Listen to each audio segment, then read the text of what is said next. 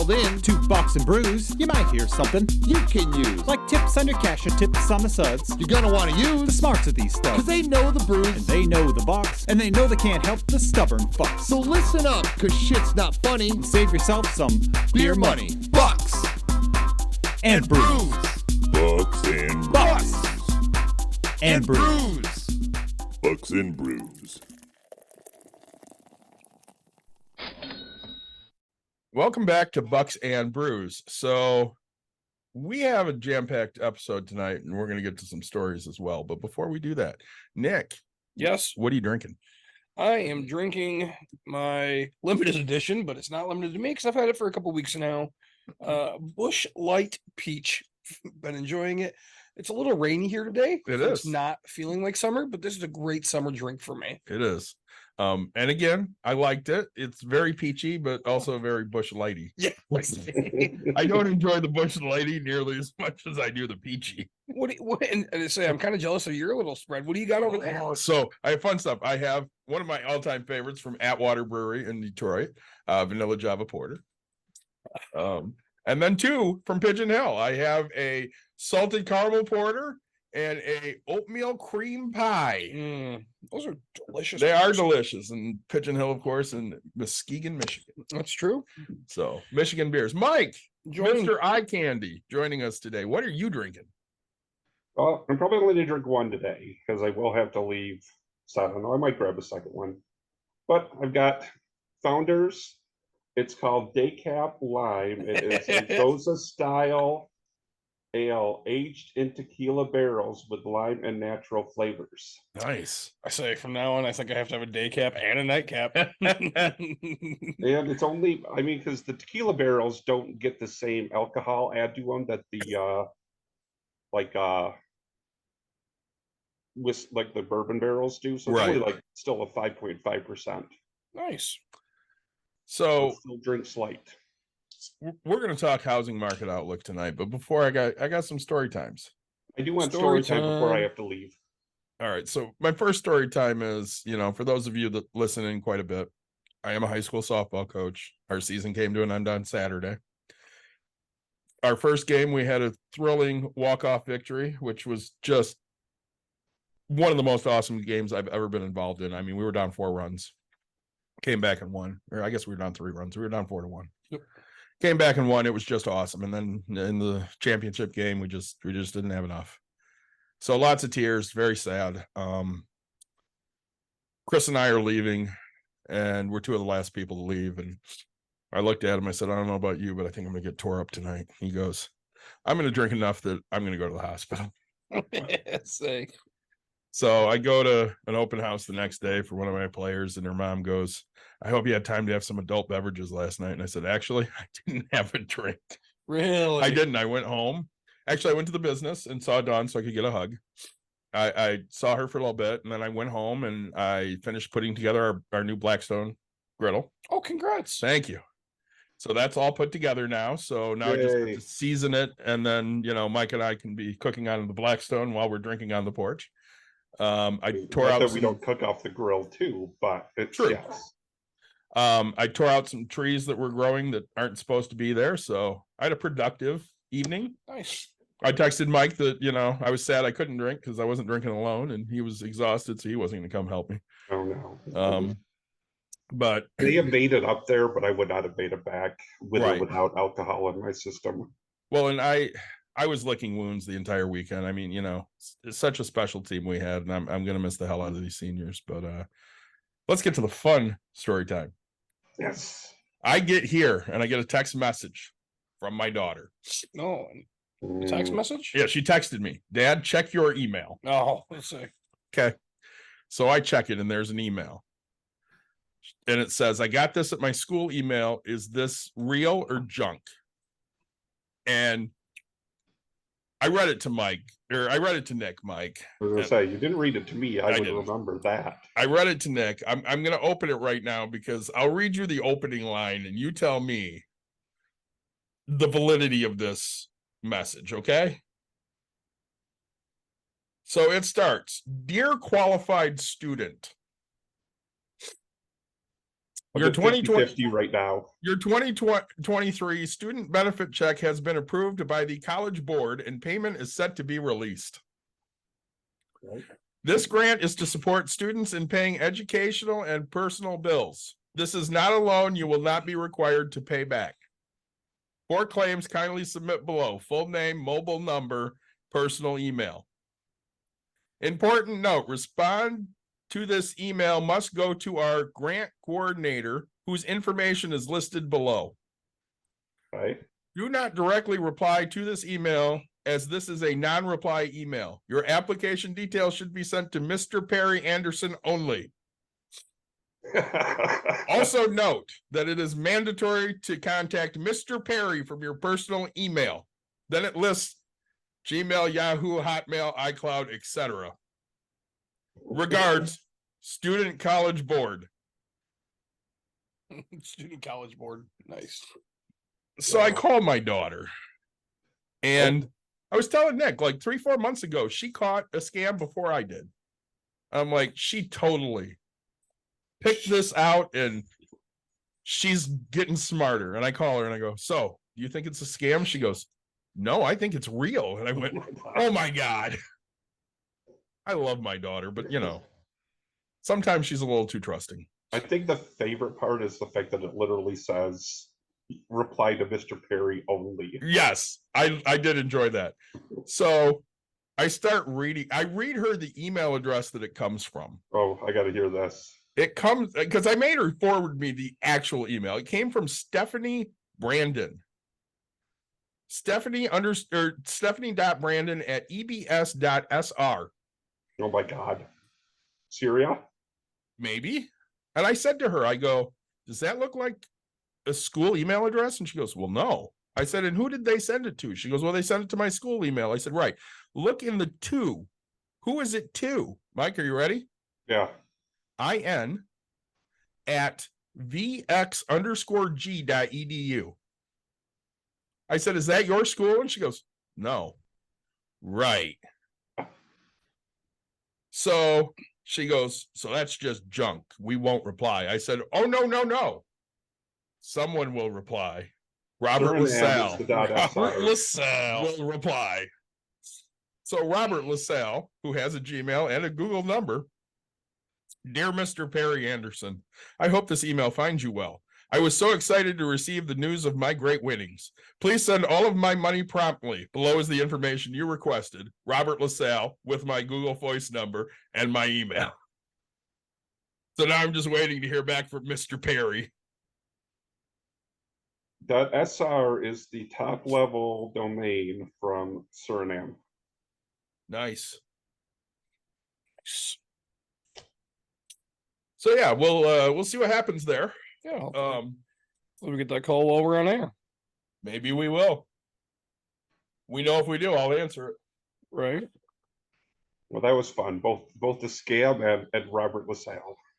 I thought you would like the Robert LaSalle update. We have not heard from him lately. I think at some point we need Robert LaSalle, we need Patrick Bronson, and I don't even know what Nick's would be. Doug LaDouche. Okay, yes. Yeah, this one's running for state senator, Doug LaDouche. So, on here, we are all three owners of houses. I happen to invest in real estate. So, tonight's topic is, something I think about on a regular basis, right? I mean, I'm constantly thinking about multiple times a day. Yeah, setting myself up structure wise, right? I mean, my wife and I just looked at a house that. How was it? So it needs a lot of. It's hard to. So it's a great property. Okay. The house itself is not. The house itself is good. Great. Right. I mean, it's okay. The problem is some of the work was half-assed. Yes. Right. The grout. So you go into the shower, right? And there's 1 foot by 2 foot tiles, the big long ones, you know, and the grout lines are like a 1/2 inch fucking wide, and the corner the grout line runs into like this giant V that could like maybe be like a full inch on the side because no wall's ever square, and I understand it, but like holy shit balls, right? Like They didn't even really try. yeah, it's like, hey, we're just gonna throw this up and make it, just some other stuff that was bothering me. The garage door needed to be replaced, soon. The roof's older, so and mind you, this is a very, to me, it's a very expensive house, right? Like it's not like this was an investment property type thing. This is a very expensive Nick's going to live in it house. Yeah, and it's not something you're going to want to put a shit ton of money into if you buy it. Right. I mean, if I bought it at investment price, sure, I had no problem. Like, had I been able to get this house the price I would love it for, right? Like, let's say the person beat the crap out of it, I would still love the land and then put my money into it and be very happy with it, Yeah. right?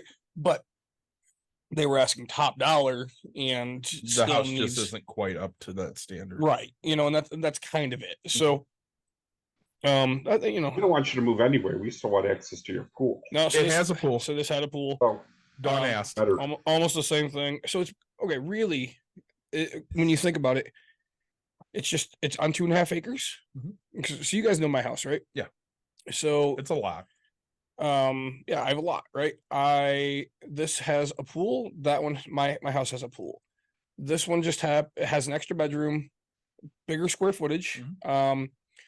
It's got a barn that I want, but like the barn's been converted to a like another house or whatever. So like it's got a studio up top in the mezzanine. Yeah. Think about my Granville house. Yeah. So the upstairs is living quarters, and then downstairs has a kitchen, a bathroom, and a living room. So it's really, it's nice. And then Almost like an in-laws house. exactly, it's an in-law suite. And then the back, the back has woods with a huge ravine, and then Can I ask a shitty question? sure. If you bought it, would your in-laws live there?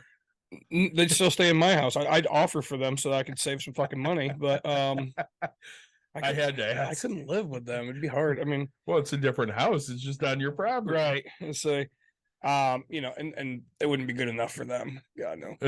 I had to ask. That's where you let Caitlin and people move in. Well, that's kind of it, right? It'd be like those types of people where it's like, man, I'd love to make the money off of it. But it's on my property. That's kind of Somebody yeah. you wouldn't mind living right. kind of with. So my wife has no idea. So, all right, the back half of the roof was done at one point. The front half wasn't. Okay. My wife's like, who the hell then does half a roof? And I'm like, me? Like this side only gets all the sun and gets beat up by the trees. This side's perfectly fine. I'm not going to replace it. Like, Right. So sometimes when people, if you're not into real estate, you don't understand that kind of thing happens. Like really everything just gets, all the wind comes from this direction, stuff like that. So the other half had to get done. And again, being a bigger house, like I know that has to get done. There's some things that I just see that I had to put more money into.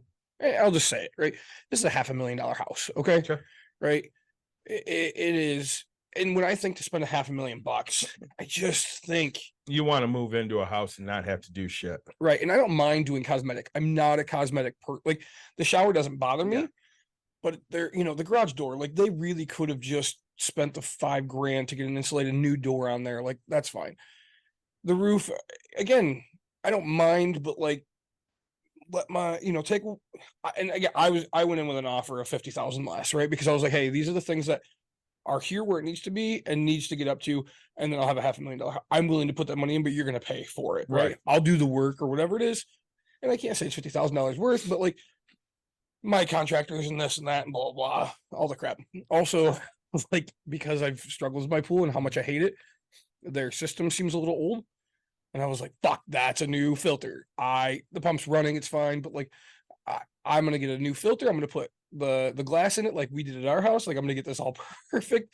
I don't want to start again. So like I kind of did it with like, hey, these are the things I know I'm gonna have to pay for, and I don't want to, and I want you to pay for it, and I'll be happy. So, but somebody will buy it. It's awesome property in 7 minutes from my house. So it's like literally the exact same area. Just really, it just didn't work out. So, yeah, we'll see. But so that being said, like I know that the housing market, I'm already seeing a lot of foreclosures. Right. Let me ask you this, because I know my opinion. Yep. Do you feel like sellers are still treating the market like they did a year and a half ago. I guess, how do you think sellers were treating it? They basically felt like, even if let's say they listed a house at 300,000, they thought it was, they were going to get 350 to 375 offered on it, and in some bidding war that it was worth more than what they really was. There's some sellers out there, but I don't think You think that's kind of cooling down? Right. I think people are still expecting that your house will sell within a 2-week period, right? Or a week period. Like, you'll have an offer within the first week. And I think that people are still assuming there's going to be some type of over offer, right? But not necessarily the bidding wars that there were. Correct, right? You're not going to have these 40 and 50. I don't think that sellers are thinking that, right? Like, I just sold a house that I didn't get what I thought. Right. I just got my numbers on it, and I'm not disappointed. I'm just not happy. Right. I hope that makes sense. You made money. You just didn't make what you felt you could make. Correct, right? Like, part of me is, I'm not sad. I'm just disappointed. Yeah, you're a little bummed out, right? Because if you made what you wanted to make, it would have been a much better year. Great year, right? Yeah. I mean, granted, it's still going to be like, I have another one that's coming up, and I was doing math, and I'm just like, fuck, I'm broke. Or if I sell this, I'm still broke, and it's like, oh yeah, because there's still a crap ton over in this other house, and I'm like, man, it will never actually. But I'm probably going to end up holding this other house now because I've made this money, and it's like, yeah. So you're not as motivated to sell. Correct, right? Now selling one has allowed me to keep two. Right. Is the way I look at it, right? Which is a dream, right? Anybody hopes to fucking dream for that. Yeah. Like, in my business. So, and I'll only have, I don't know, I won't have that much of my own personal cash in comparison out there, right? And if I wanted to, I can go get the cash back. But do you ever feel like your friends suck? Why? Because the first thought in Mike's mind, the first thought in Dawn in my mind is, but the pool. Yeah. You're gonna leave your house, and that means we don't have a pool to go to anymore. Yeah. I don't know. I'm so used to fucking doing it. And, no, I don't know. I never really, because I know that I can't get a house without a pool or without waterfront property. Because your wife and your daughter. Correct. Yeah. Right. Well, mostly my wife. My daughter doesn't really have a say. I mean, here's what happens. So we find this house, and it literally checks all the fucking boxes except for, all right. So to me, things it doesn't have, right? I absolutely love the in-law suite. My wife's like, we can convert it back, and you could have your shop in there, and you could have your woodworking. And I was like, nah, man, that's I like it. It's income, and yeah, I might be able to do something or whatever. I was like, I could build a second barn, for the stuff I want. You could Airbnb it, right? And my daughter's like, I don't want to move. I'm like, kid, it's literally that's not 1.5 miles away. It's like, it's still in the school district. Yeah. And she was just exhausted that night. So she's like crying about it type thing. And I was like, Jesus Christ, kid, like, this is, like, stop. Right. And then we get there the next day, and she's like in love with the house. And then her emotions like, I don't want to move. And she's like, can this be our summer house? I'm like, first of all, what? Like, how do you know about a summer house? Like, have I spoiled my kids to that point where she knows that people have summer houses and stuff? She may just have friends with summer houses. I mean, she goes to Jenison. Right. And I'm over here like, I never once thought about, like, I remember my first time getting invited to somebody's cabin. I was like junior or senior, right? Like, I didn't have friends that had these things. When we went away, hey, my grandparents live up north and we're gonna go visit, right? Like, yeah, that's where we go hang out. But Mike and I will have a summer house. We might have two, honestly, because when something happens to my mother, hopefully many, many years from now, the Plainwell house will be my summer house. Yeah. And I'm sure Mike will come there too, because we're going to put in an indoor/outdoor pool. We're going to have windows and shit that open up, but in the winter, it's going to close down and we can still go swimming. Yeah. And so reinforce the top of the garage so we could do cannonballs off of it. Yeah, we're going to reinforce the top of the garage too. Hell yeah. Party's up on the top of that garage. Sounds perfect. But so like she's going, but really it does, it's got some land. It's got it, and the land was perfect for me because I hate mowing. Okay. So when I tell people I want land, I want like an open area that I don't have to like take care of, because I'd love to be able to go shooting and stuff like that. But I also don't want to mow, right? But a lot of trees are there. Can I tangent us? Sure. Speaking of shooting, Yeah. you sent me a picture. Yeah. We talked about this a little bit last week. Yeah. Aunt Sue? Aunt Sue. Yeah. Shooting with her was a fucking blast. That's the last time I ever shot with her was with you. Yeah. I see. And it was a good time, you know. We had so much fun shooting with that old woman. We talk about this this photo. Your gun was heavier than her. Yeah, I'm pretty positive, right? So it's a 45 cal 1911, right? And this lady is what, 87 pounds? Yeah, about that. And you know, she's the size of my right leg. That's you pretty much literally sat behind her like you were Johnny Bench. Dude, it was great. And then, you know, with a photo, and her back is just so bent, right, from the recoil of this thing, and just the smile on her face. Like, I'll never forget, right? It's hilarious. When She people had so much fun with that fucking gun. I'm like, you sure you're gonna pull that? And she's like, wow, and just body bending backwards. And it's like things you can't make up, right? I think we talked about that briefly last week, but Yeah. you just brought up shooting, and But it made me think of it again. you know, and in the back that, so the people that live there apparently have made a trail on the top part of the ravine and all that. So it's like, looks like somebody might be driving their quad back and forth. I'm like, great, quad stuff, like all these fun activities. Like, the yard's big enough to where I could have my wiffle ball court back, and you know, or ride quads or some dirt bike. You know, it's not crazy. And then just a little extra land to mow. But if I didn't want to, it was covered in the front by trees. So that way the people driving by on the street wouldn't be able to see that I hadn't mowed my lawn and kept it up to keep up with the Joneses, because I don't care about that shit. I mean, I get that because we have now mowed twice this entire year. No, right? You know, so I just, you know, the other thing my wife wants is a wraparound porch. Yeah. Okay. And somehow I have to figure out how to do that she wants a ranch. Actually she wants a ranch, but somehow wants it to be a two-story Victorian. Yeah. So if you could ever figure out how to get a ranch Victorian, I don't know about that. let me know. So I think I'm going to end up designing this. Really go hand in hand. Well, basically, I think she just absolutely loves what I'm going to call a mezzanine, right? So you just walk up there and it happens to have space up there, and then she'll have a ranch below. So it'll be a lookout type of a thing, right? So I think if I just build her a tower, she'll be happy. There you go. I'm gonna go back. I'm gonna go back for a minute because we're gonna reinforce that fucking garage. Yeah, we're gonna have some awesome parties there. I mean, they'll all end by like 8 o'clock because we're all gonna be old bastards. But we're gonna have some really fun ragers until like 8 o'clock. Yeah, but you got 7 bedrooms there. Yeah, we're gonna look just like Waldorf and Statler. But the thing at the bottom is it's old school.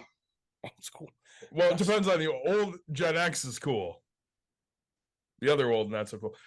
Speaking of old, because we're going off on tangents tonight, I got a call before our games on Saturday. Yeah, apologizing for not being able to make it from Steve.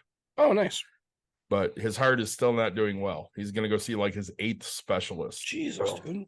I told him he needs to figure that shit out because we need him around for a long time. Yeah, we still got people that need to buy us some damn Plainville ice cream, right, asshole? That and teach us all more about drinking. Yeah, riverboat cruises. We like making beef jerky. We like to shit with the door open. We've literally never done any of those things. Yeah. No, I with the door open. I say we know you do. I actually do quite often. It's probably one of my favorite days. Tangent time again. So we come over to swim 2 Sundays ago. Yeah. So this was after you and I went, Mike. Yeah. And I got to take a leak.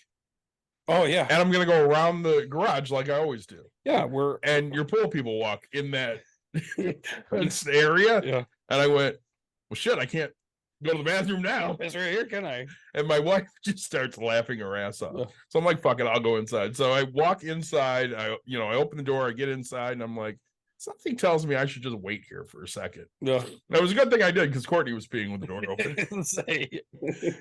And I damn near walked in on her. The rules of our house, baby. Yeah. That's it's just normal, right? Because her reaction was the best. She goes, I was literally just peeing with the door open. I'm like, that's fine at your house. I mean, you don't. And the worst thing is, was she there before you? Yeah. Oh, so she didn't know you guys were there. No, she knew we were there. She walked out the slider door to talk to us before she Right. woke you up. That's a her problem. Yeah, it is. Oh, I didn't sleep. I wanted to sleep. I was so exhausted.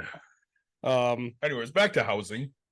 Oh yeah. See, so when I'm spending that kind of money, right, I want it to be better. And then I also realize that things are gonna start foreclosures are gonna happen. I mean, they are happening currently, right? Well, and part of that is the high interest rates. There's multiple reasons for it. Part of that is the adjustable rate mortgages. Yep.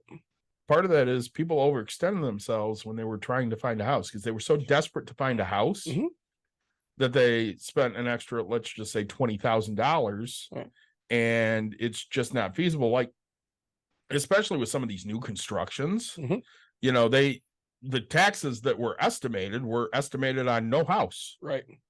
and now their new estimate has come in, and now they have a house, and they have an extra $2,000 that they didn't expect before. So they're Minimum. yeah, Like so their payments are ballooning. just absolutely minimum Yeah. 2,000. Like, and that's one thing that people constantly forget. Okay, so I'm gonna say, and this is Nick making up a number on the spot, but I'm gonna say 90% of houses that you look at. So let's just say it's even on the market.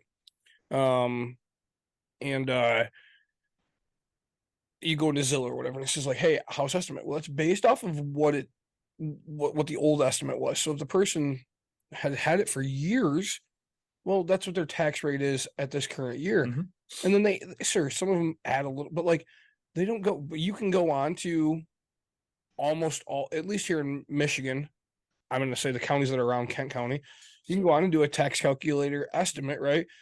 Plug in the new purchase price, not your down payment, not whatever, right? Like plug it in and it'll give you this estimate, because otherwise, yeah, I mean, you're going up, $200-300 a month more than you thought you were. Well, I don't know how many Reddit posts I've seen, and they're like, well, I didn't expect that kind of jump. Yeah. And people jumped in the comments and they're like, listen, you bought a new construction house. There was no house there before you bought it. So, Yeah. of course, your taxes were estimated on no house. Yep. So now all of a sudden, that $30,000 piece of land Mhm. is now worth $400,000. Right. So your taxes have, gone from, $1,000 a year to $8,000 a year. Well, and right, so within the first year, so they do it off the purchase price, okay, and the rough calculations. Now, so if you're the first person to buy in a new development, but they're also finishing up 2 and 3 right at the same time, sure, you pay 400, the next person pays 420 and 450. Like, you're setting this low example, and now everything else is going crazy off of yours, right? And the other one's like, hey, this is what, we didn't realize it was going to be. When it says the 300s, new constructions in the 300s, okay, but is there anything else that's taxable around here at that price, right? Right. These people know that they're going to appraise, right? They're setting the appraisal because they are the new house, right? They're the new in the area. And so I think people just forget about that. And really, it's an unknown factor. Well, and again, people don't necessarily forget about it. They don't know what they don't know. Mhm. And when a lot of people go into a housing purchase, there's a whole lot of things they don't know. They don't know, and mortgage people are so burned. I'm going to say burned out, that they don't remember how to teach people to be a first-time home buyer. Mhm. They look at a set of numbers and say, hey, this is what you can afford. Make it happen. And again, that number is based off of what you can afford for a house, not what you can have. Sure, they'll be like, hey, this is, but they'll run your estimated taxes. So now if your top end of your estimated taxes and it runs off of last year's taxes, my wife's grandparents' taxes were $1,100. When I ended up buying the house, it went up to like $5,500, right? Mhm. Like they bought it at 10 grand, I bought it at 150. Right. And so you look at that and you're just like, wow, no, you went off of what they were paying in taxes and you didn't run any numbers, right? So these people they're being lazy and not doing what they should be doing and helping out this person going, hey, you actually don't qualify for this, right? And you're getting a 3% pay increase in a year, right? Most people. And so now your taxes go up 10%, you're screwed, right? Well, and nobody looks at anything that way because they don't necessarily know look at it that way. I remember, I think I've told this story on air before. You know, we were looking for a house in like 2002, 2003. Yeah. And there was a guy that Dawn worked with, and he had a friend that was a realtor slash mortgage person, and we went and looked at this place, and it was 3/4 done, and it was at 150,000. And I'm sitting there going, and of course, this was right when adjustable rate mortgages were hot. Yeah. And I'm like, all right, well, this house needs $30,000 worth of work. If it's worth 150, that means I'm willing to pay 120. Yep. And I remember the guy coming back to me going, all right, well, we're going to put in a $150,000 offer. I said, who the fuck are we? Who's we? I'm not putting that in. That needs $30,000 worth of work. It's an unfinished house. Yeah. Well, you're not going to get it at 120. I said, then I ain't fucking getting it. Okay. Yep. Well, we can get you a great teaser rate. So I don't know what the fuck that is, but if I'm getting a mortgage, I'm getting a 30-year fixed mortgage. Oh, well, we can't qualify you for that. Then I guess you're not selling me a house. Right. Because I didn't know a hell of a lot, but I knew those things. Well, and people always think, I don't know. People are willing to risk, right? Okay, so the same people that are buying adjustable rates are the same people that aren't investing their money into markets, which blows my fucking mind, right? So you're risking the fact that you think interest rates are going to go lower or stay the same, and you're getting the 0.5% right now. But now, I mean, in the past 8 months, interest rates have been high. It might be a year now. I haven't paid attention. Yeah, it's been about a year, right? Like they've doubled.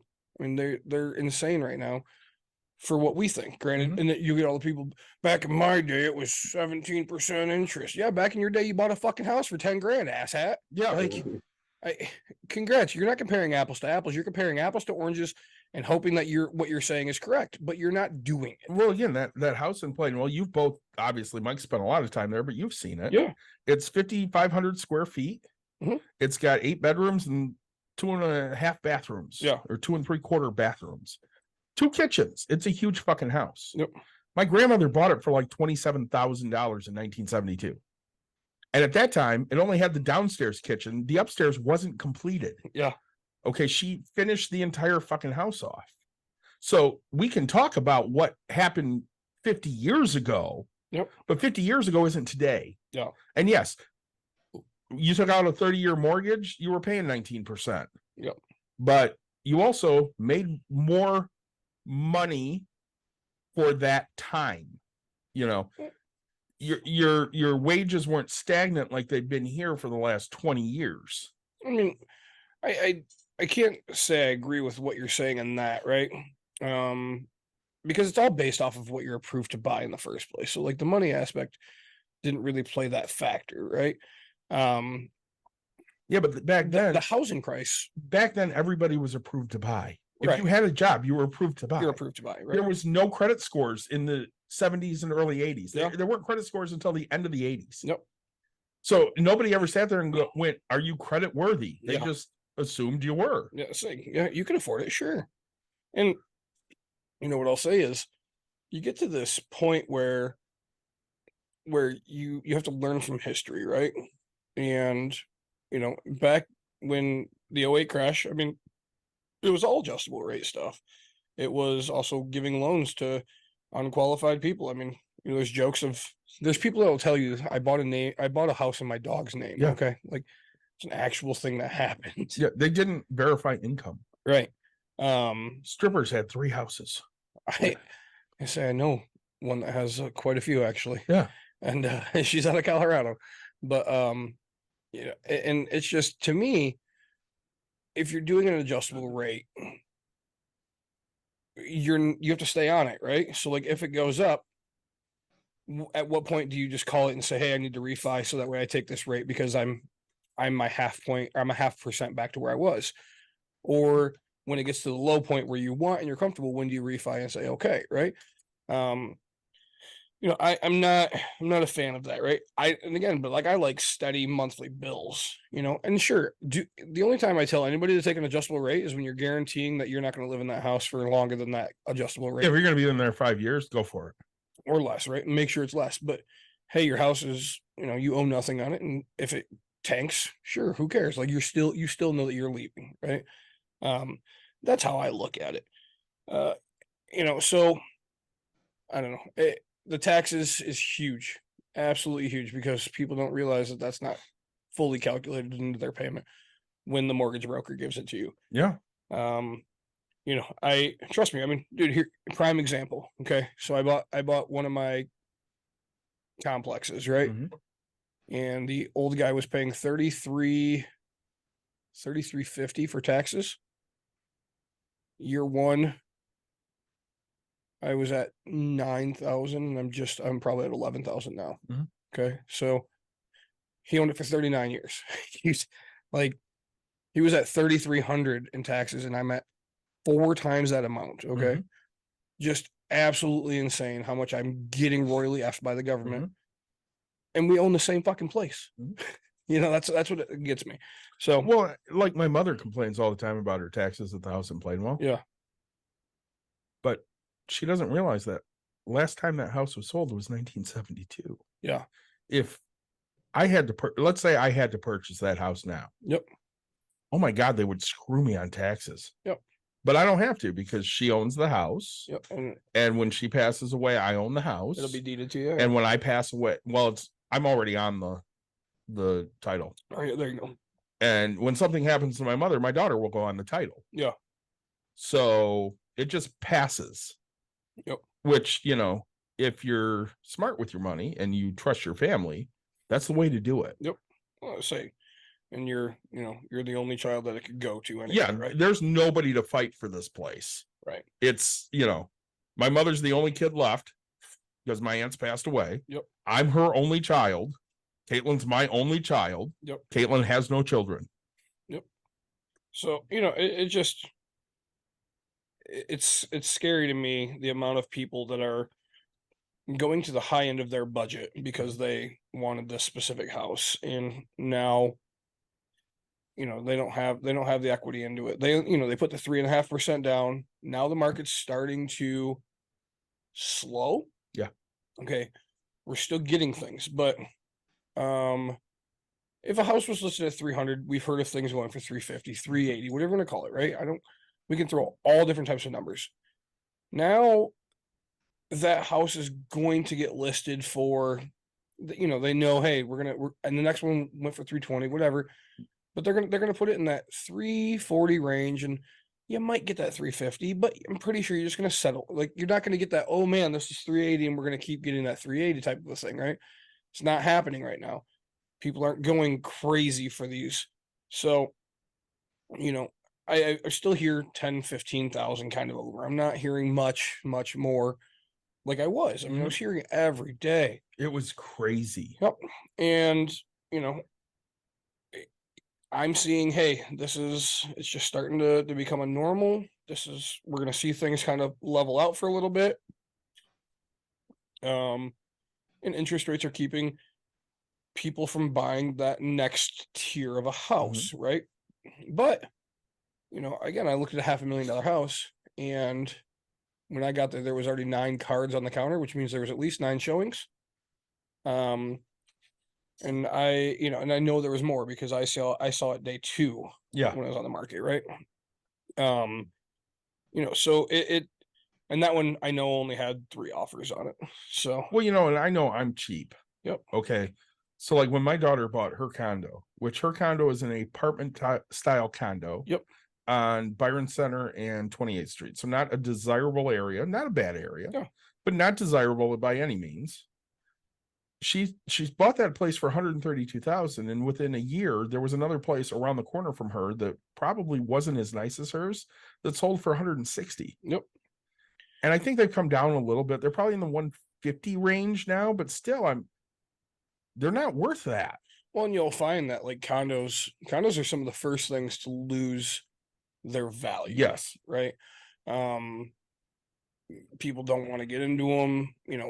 HOAs start to screw things up a lot. But you'll see the trend, right? So one of the big things you want to get on the topic of is commercial real estate. Okay.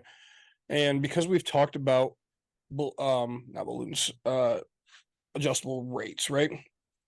I'm going to let everybody know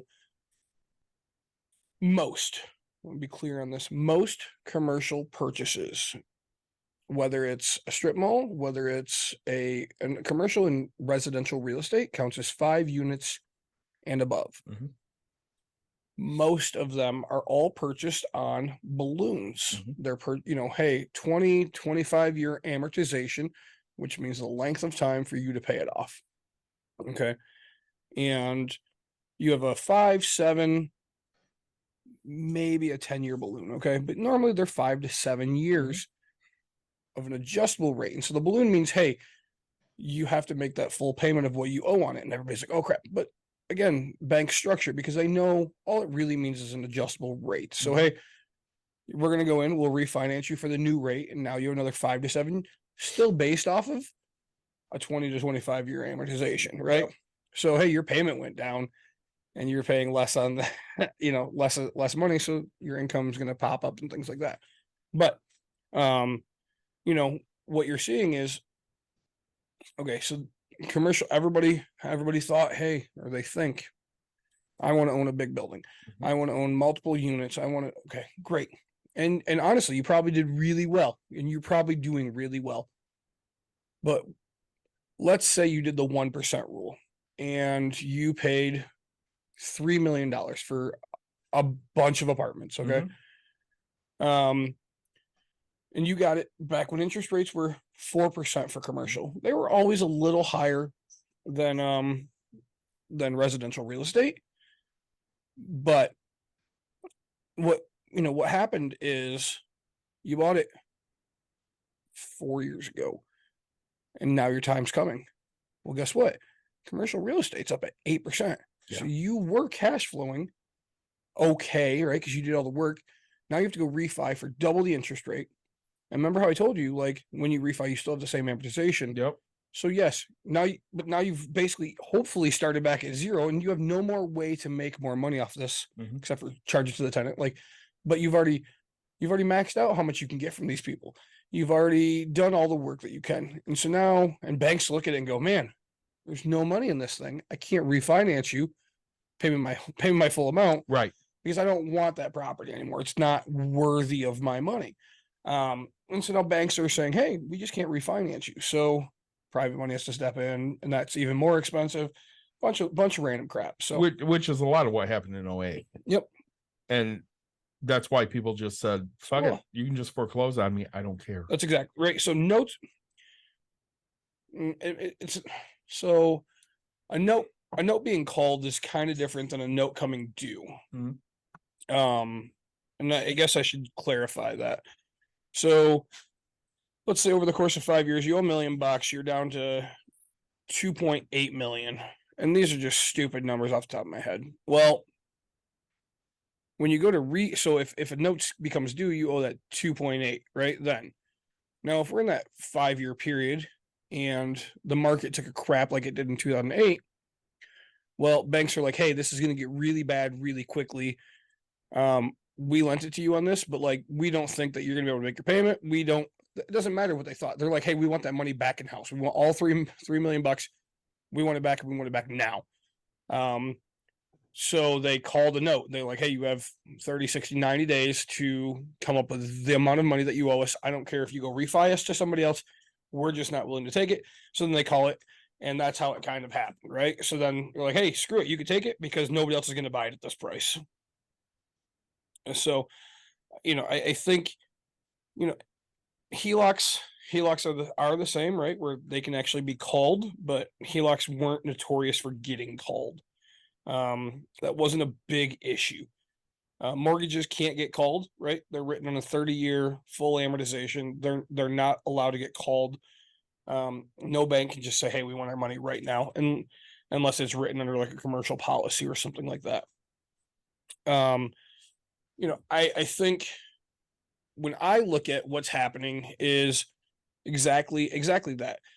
People bought at low interest rates, thought low interest rates are going to stay. And then now, like, if I go try to buy this for $3 million, well, okay, they bought it for $3 million. They made it worth 4.5 back in those interest rates, but now you're not going to be able to get that because the money doesn't make sense, right? That same payment that was on 3 million is an even higher payment on the 4.5 with the interest rate. So you have to sell it for basically what you owe to try to break even. So now you've done this for just your cash flow. And so that's why, people always think that they're going to make the money on the real estate in the end, but they're not at this moment. Well, again, the people that made money in the 08 crash were the people that could afford it Mhm. with a fixed mortgage. Mhm. Well, that's if they had jobs still and did all the right things, So I go back, and I'm not saying I'm God's gift to whatever, but when you're looking at a big house, big purchase like that, everybody's like, well, do you want the payment? Look, between you and me, my payment's not going to be that much different. The only different right now, I'm at a 4% interest, and I can go get a 6.5% interest, but I'm going to put all of my money from my house. I have money. I'm literally going to finance roughly the same amount of money that I have on this, and we'll kind of wash it out. And so then I'll, sure, my payment will go up a couple $100, right? I'm not talking $1,000. I think when I did the calculation, my payment was going to go up off of what I wanted to put down payment, stuff like that, maybe $300. So it wasn't going to affect my life in the crazy amount. It was just going to kind of be like, all right, hey, this is what it is. So, when I look at things, like if I'm doing a purchase, I'm not going to go 500,000, put 3.5% down, and then have just this huge payment, because I'm not comfortable with it. That's not who I am. I'm going to put as much down to make myself, hey, I'm not changing my life in much of a way. $300 sometimes affects a lot of people. Like hey, you have to come with an extra $300. Like I've done my calculations enough to where, I can afford $100 a week. Not a big deal. When we look at things, Yep. we look at the payment per month. Yep. But we also look at the terms of those payments. It's not like we're just coming from a sales background, because we all sold fucking vacuums. Okay, all three of us. One of the things they always said was, well, what are you comfortable with? How much do you want to spend monthly? Yeah. It was never how long were those months going to be for. Yeah. It was, could you afford $40 a month to give a nice, clean environment for your family? Do you care about them enough to give them a nice, clean environment? $40 a month. Yeah. It doesn't matter that that's for 120 months. Yep. Because I don't want you to know that it's for 120 months. I just want you to know it's $40 a month. $40 isn't that bad. Yeah, that's going out to eat once. Yep.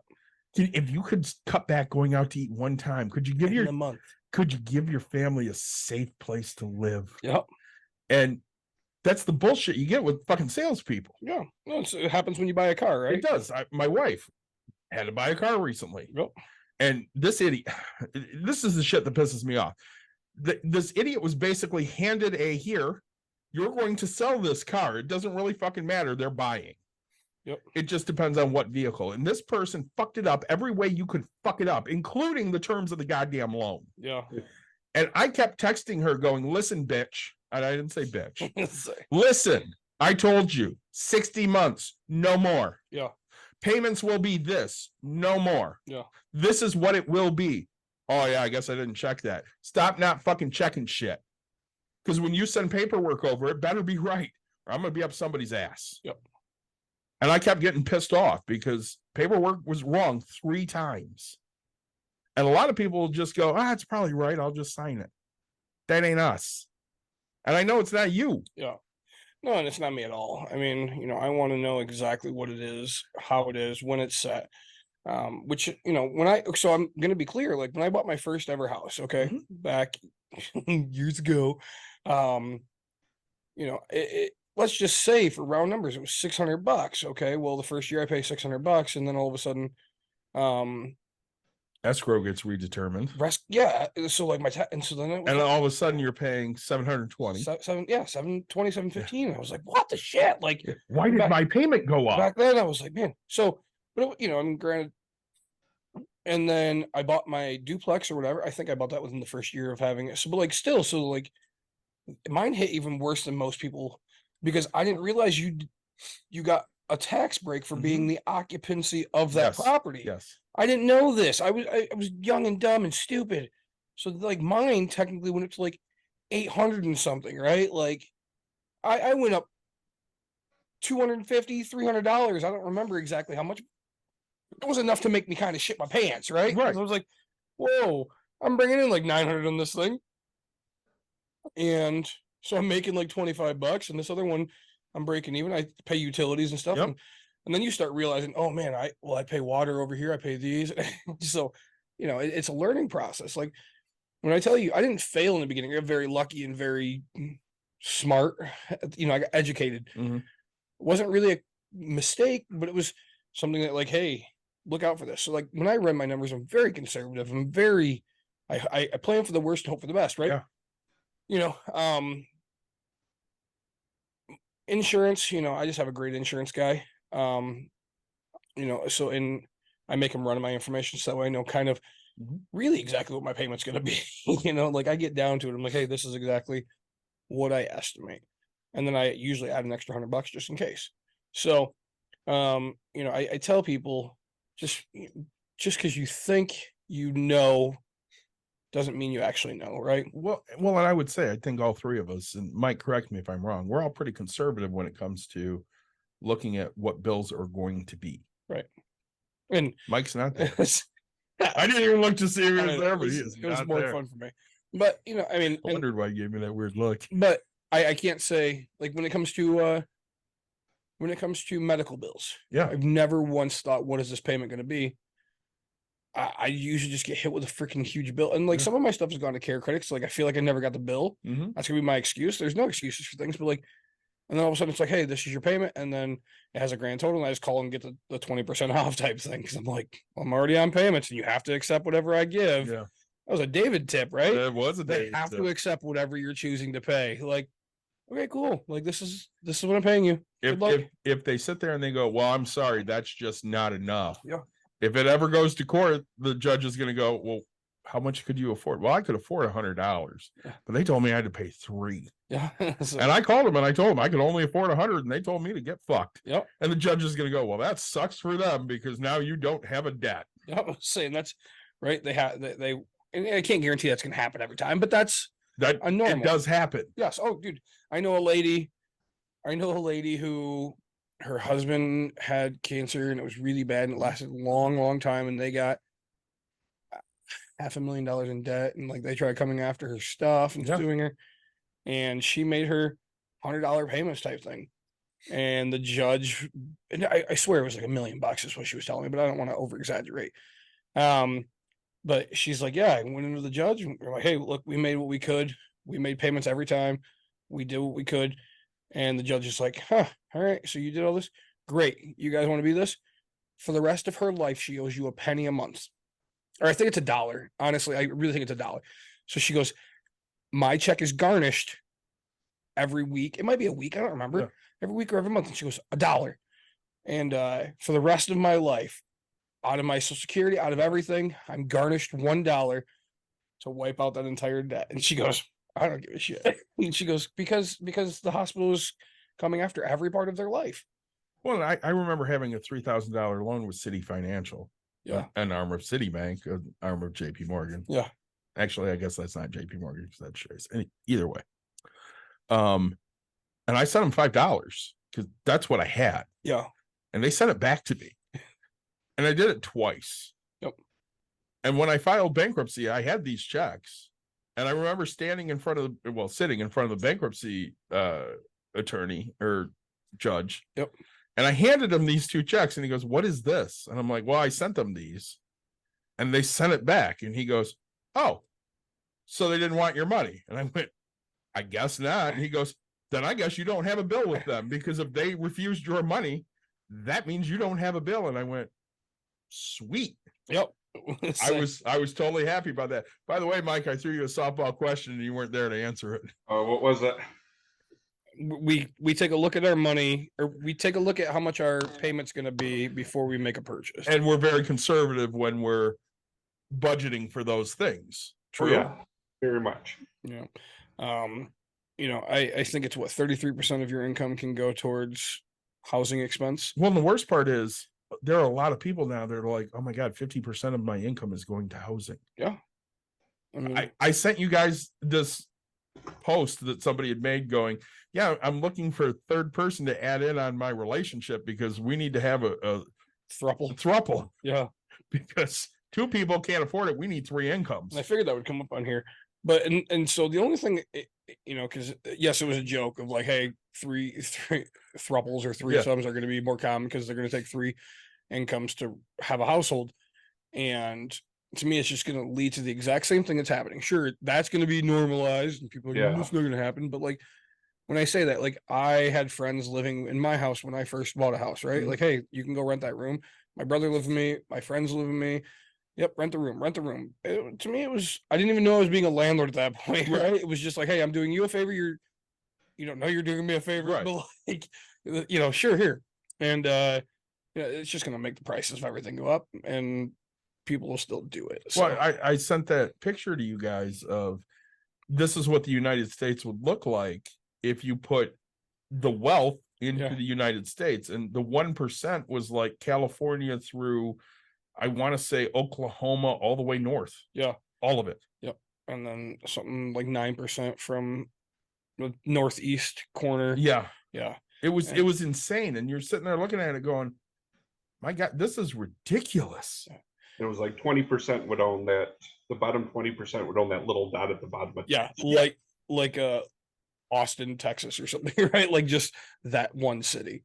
Not even that well. I mean, this was at the border, so this is like let's say, but they would own Grand Rapids, Michigan, and that's it. Right? Yeah, basically.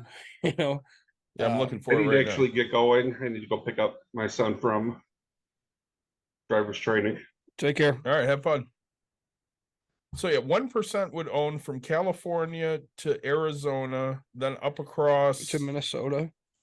Yeah, up across. It looks like to Nebraska. Yep. Iowa. Nope, that's not Iowa. So whatever's above Nebraska. Up through Minnesota. Yep. 9% would owe the entire eastern seaboard down to Tennessee, Kentucky. Yeah. It looks like Kentucky, Arkansas.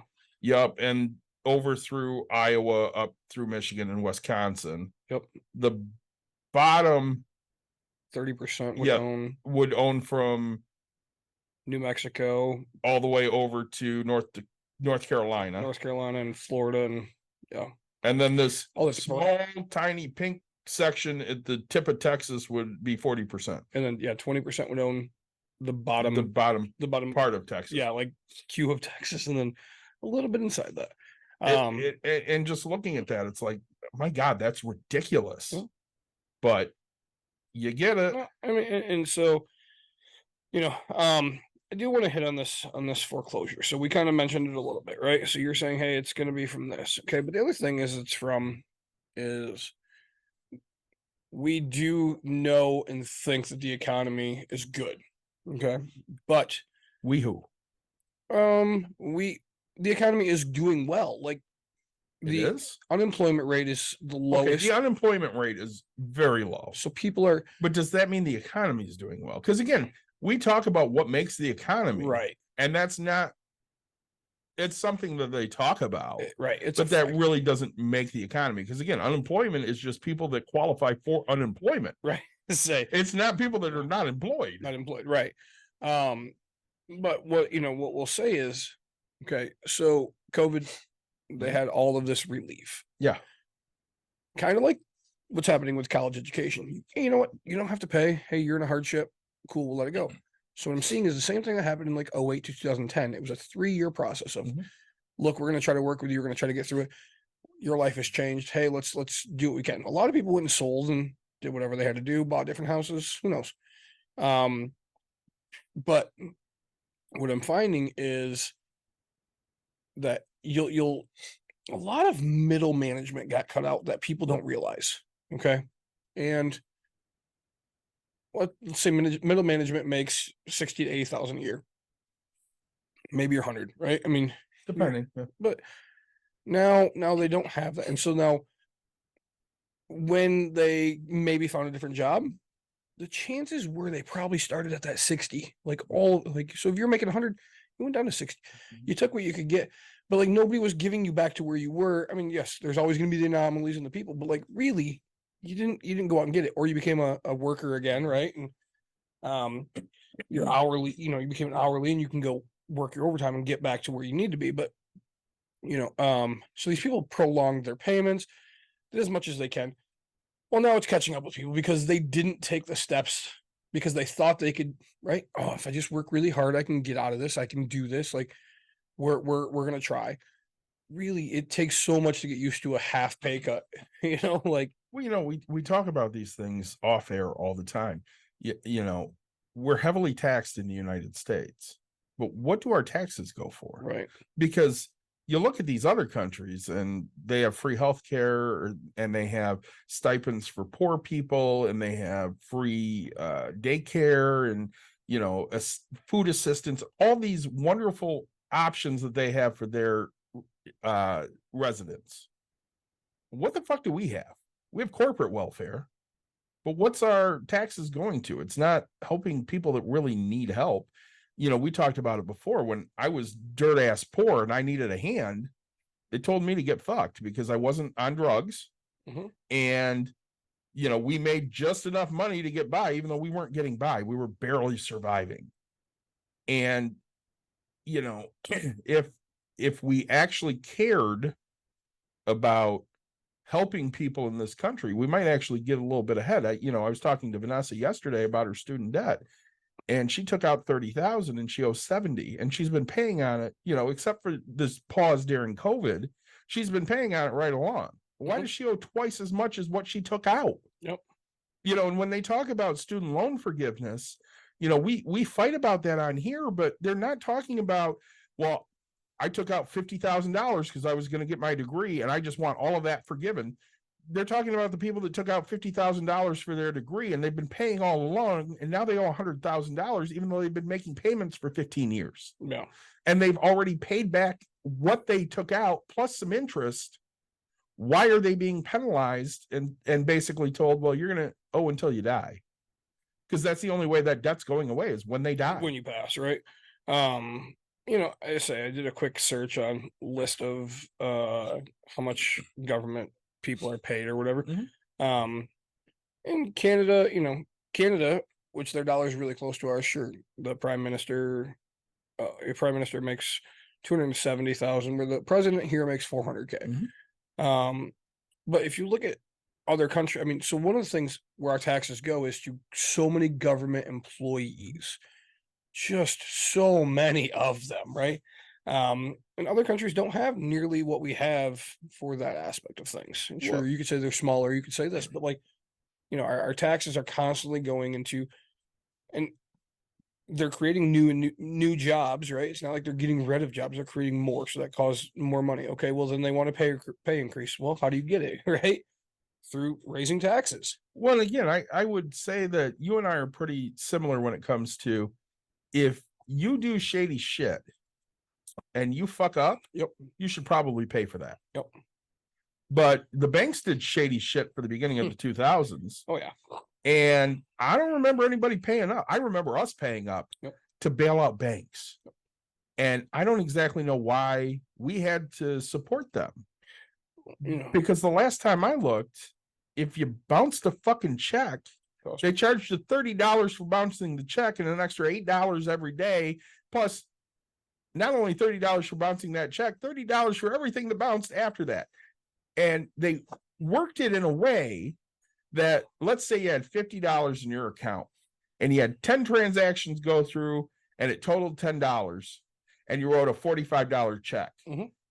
They put that $45 check through first and then ran everything else in the highest money amount so that you would bounce multiple things. And they could charge you $30 each time you did. So instead of bouncing one thing, you bounced 4. And you spent $120 plus $8 a day. And and what I find is you're gonna see that crap happen all the time, right? Banks are shady, but the government says, hey, well, you wouldn't have the things you have unless the bank lent you money. Most banks are funded by their people. Credit unions are funded by credit unions are funded by their members. Right. The rest of it, right, is people that are getting wealthy.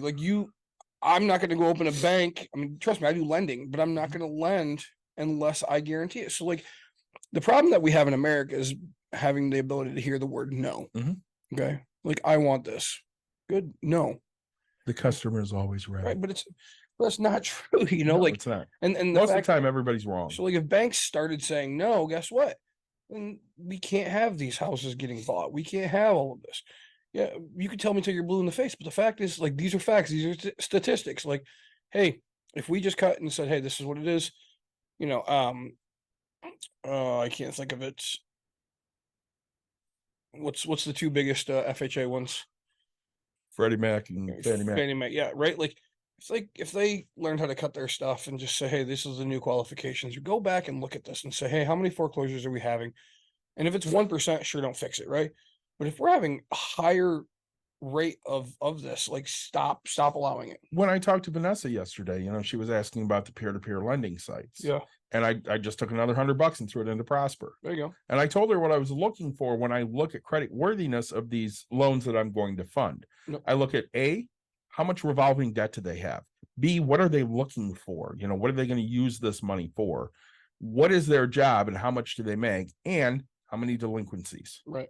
So they may have a shitty credit score, but if they have no delinquencies and they're looking for $10,000 and let's say they owe 12 and they make 80,000 a year, yeah, I'm going to take a chance on that loan because not only is it going to pay me 25 or 6%, yep, but they're probably going to pay that because they don't have delinquencies. So I know they pay their bills. They just overextend themselves. Yep. And looking at it from a purely shark type point of view, I'm looking to make money on this. Well, and you and I both know that the people that are using that, like, David, how would you find out about that? I would find out about that in two ways. One, I'm dead fucking broke and I need a lifeline. Mhm. Or B, I'm looking to invest. I found it because I'm looking to invest. And so the only way, like, you know, and I guess maybe it's the same as I'm looking for a lifeline, but like, Mhm. it's also the person that says, hey, I have a problem. I'm going to try to fix it. And so is there something out there that can help me fix this? Right. So like you're actually working on trying to get yourself in a better position. Right? And you don't necessarily want to take another credit card. Right. I can't tell you that take a loan. I can't tell you that the people that are on there, because I don't think that the average, I don't know how to say it politically, right? Like, the average cash person, cash business owner that is doing this is hopping onto this type of a thing, right? Where they can't track any credits and they can't, you know, yeah, there's going to be some people that are going to scam and do whatever they can, right? Because they're like, hey, my credit's hurt and I don't care. But like, really, it's going to be the people that are trying to do this. And in there, right, there's a little bio about them, like, hey, this is what it is. Exactly. No delinquencies, right? So like you're paying your bills. You're just, you bought something stupid and it's too high of an interest and you want to just try to refi. Yeah, you want to get rid of these things. Yep. Or you had a payment come up that you didn't know. Home improvement's a big one on there. Yep. You know, like when I needed a new roof, I looked into a HELOC because you and I talked and you're like, yeah, looking to take in a HELOC. And a HELOC was going to be like 3.5%. Yep. And I finally just went to my kid and I'm like, listen, if I borrow 12,000, I'll pay you the 3%. Can I borrow the money from you? And she's like, yeah, I don't care. Yeah. So I paid her the 3% instead. I saved myself 0.5%. Yep. And I technically paid her more than I needed to because I paid it as if I took it out for 3 years, but I only needed it for 2. Sure. See, and that's, I wouldn't have, right? Like, I mean, but granted, you're just investing her money for her anyway, so it's not like it's a big deal. But had it been, you know, had it been from me to you, I would not have expected it to be for the full 3. You might have done it as like, hey, I told you it was going to be 3. If we wrote in a contract, hey, no matter what, 3 years, I hope you pay it early, right? But like, but you know, mine's usually written as, hey, guaranteed this amount of rate. Everything else after that, that's my profit. Well, and I told Vanessa with my every loan I funded on Prosper, all of them have paid off early. All of them. Yeah. And there's no penalty to do it. I mean, they just pay it off early and I make less money. Well, and I think a lot of what happens is, okay, so you're not in the credit problem. I mean, you might have been in the spot, but like So if you ever go buy if you're really in shitty credit, for anybody listening, okay, so when you go try to buy a car, they're gonna get you for like 22% interest, 25% interest, right? Car City, Best Buy used cars. Best Buy used cars, right? If you're in Grand Rapids, you know these companies. Yeah, like right, they're gonna. Oh man, well, JD Byrider. we can get you financed. Come on down, right? Like if you're guaranteed approval, you're gonna be getting. Yeah, But and it's only. here's what we're gonna do. I'm gonna sell you a 1997 Mercury Sable for $12,000. It's got 190,000 miles on it, but you'll go down the road. Wait, but if you make your payments of 6 months, maybe a year, we're gonna bring you back in. We're gonna get you refinanced, and you'll make your payment for another 6 months. And we can get you into a different car with lower rate. Wait, you're gonna trade in that 97 Sable? Man, that thing's worth $600. Oh, you still owe 13,000. Tell you what, I'll roll that over into this. Now that your interest rate's only 18%, 14%, you can afford more cars, so you're fine. And not only that, we're not going to charge you monthly. Yeah. We're going to charge you weekly. Weekly. It's only $120 a week. Yep. You can afford $120 a week. That's nothing. Yeah. I say. But nobody's sitting there doing the math going, that's 480 400. Yeah. Yeah. Nobody's sitting there going, oh my God, I'm paying $500 for a fucking 20-year-old The car. reason I say this about a 97, so this is this happened Yeah. to my family member. I was driving around a 97 Mercury Sable, and I was like, man, I have all of those parts on that car warranted. Let's go take a look at that one. Yeah. It literally was $12,000. And I told the person, I was like, dude, just buy mine for fucking 12 grand. I'll sell it to you for 6, right? Because Right. like I was selling them off market, right? For like, I don't know, $3 grand, right? Because like I'd buy them for dirt cheap. And I went through 7 between Ford Tauruses and Mercury Sables. My wife and I drove 7 of them. Okay. And I promise you, I had every part of that thing warranted, right? Like brakes, shocks, all of it. And say those, and I was like, that blew my mind. And I was like, no, screw that. I would rather go pay cash for a car and have you pay me back. Yeah. Because I was like, and then they ended up with a Grand Prix, and it was decent rates type thing, and it was a much better car type. Had less than 100,000. It was still high interest, and I was like, the interest is on you, but the actual car value was kind of better because it was newer. And this is back in like 2010, so I think this was like a 2002, 2003 Grand Prix. I don't remember, so it wasn't that old, and it was but it was like kind of fair. But like the interest rate was like, I'm like, dude, that's on you. We can go pay cash, but I don't want to because you screwed me over on a different payment before, and I don't have that money sitting around right now. I remember not having $7 grand in my bank account. Now I'd probably shit myself. Well, I remember like JD Byrider was big with this. Yeah. Send out the postcards and you win, whatever's on the postcard. And they were so stupid. And I'm just calling it like it is. They were so stupid. The smallest prize on their postcard was a $5 bill. Yeah. So you'd take in the postcard and you win something, but the least you would get is a $5 bill. Yeah. And I did that 2 or 3 times. And they're like, but don't you want to look at a car? I'm like, no, I just want my $5. Just $5. I'm here literally just for the $5. Mhm. Tell me that's what I won. Hand me a $5 bill and I'll be out of your hair. Yep. And they would get so pissed. They only did it 2 or 3 times, and then they got rid of that. And it was, at that point, it was like a reading flashlight or some shit. Yeah. That way you can read in the dark. Yeah. I don't want your fucking. Give me the $5. Yep. That's the only reason I come here. Yep.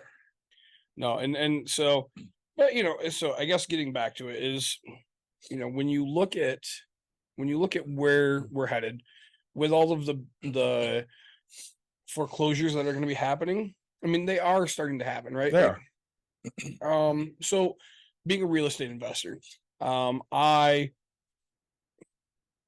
have more knowledge because I've taught myself and learned.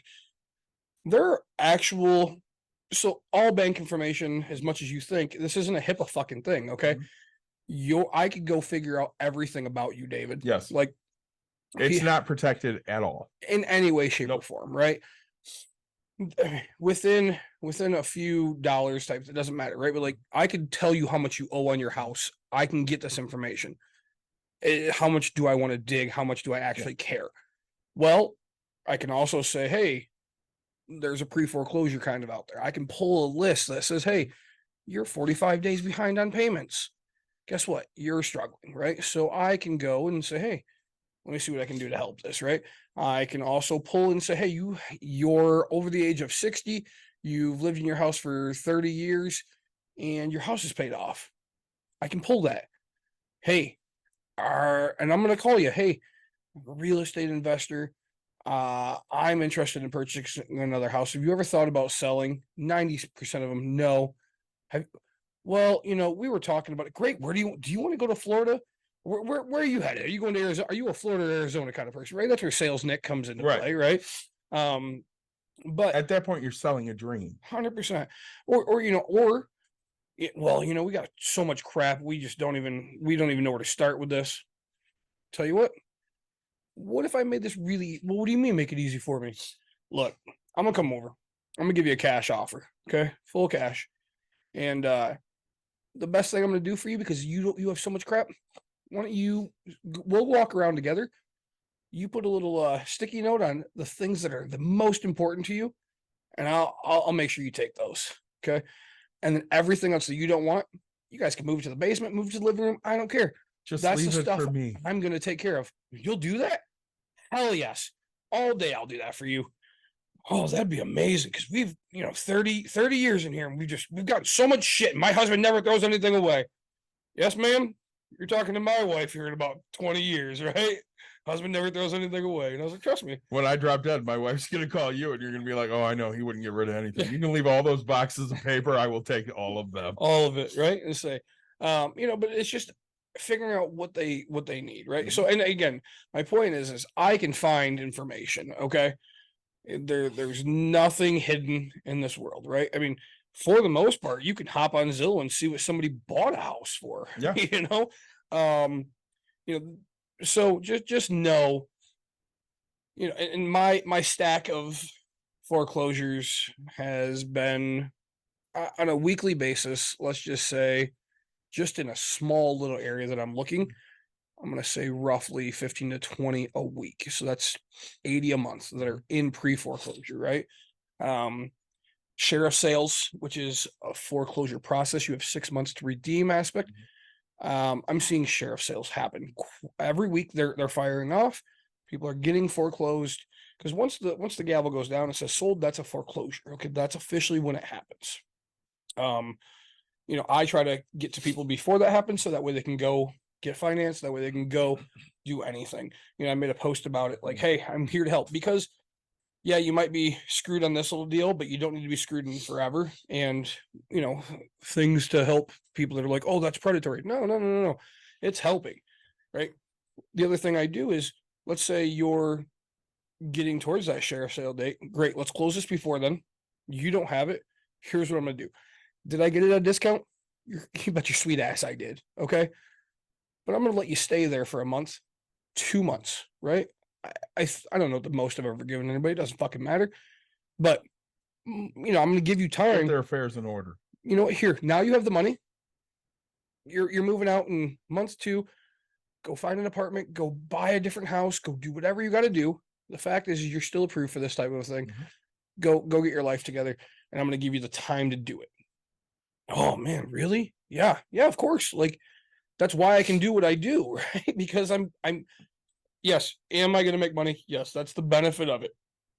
I'm also there to help, right? Well, one of the things that led us into this conversation today was Elon Musk basically saying that commercial real estate is dying, and residential real estate's not far behind it. And, I wanted to delve into that for a minute. So, ever since COVID, companies have figured out that I would say roughly 70% of their work can be done from home.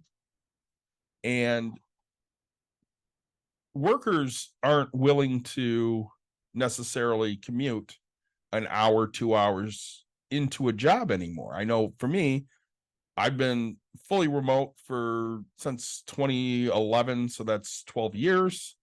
It's a 30-minute drive for me into the office. That's an hour a day. That's 5 hours a week. I'm not looking to give up 5 hours out of my week to sit in a car. I'm just not. Yep.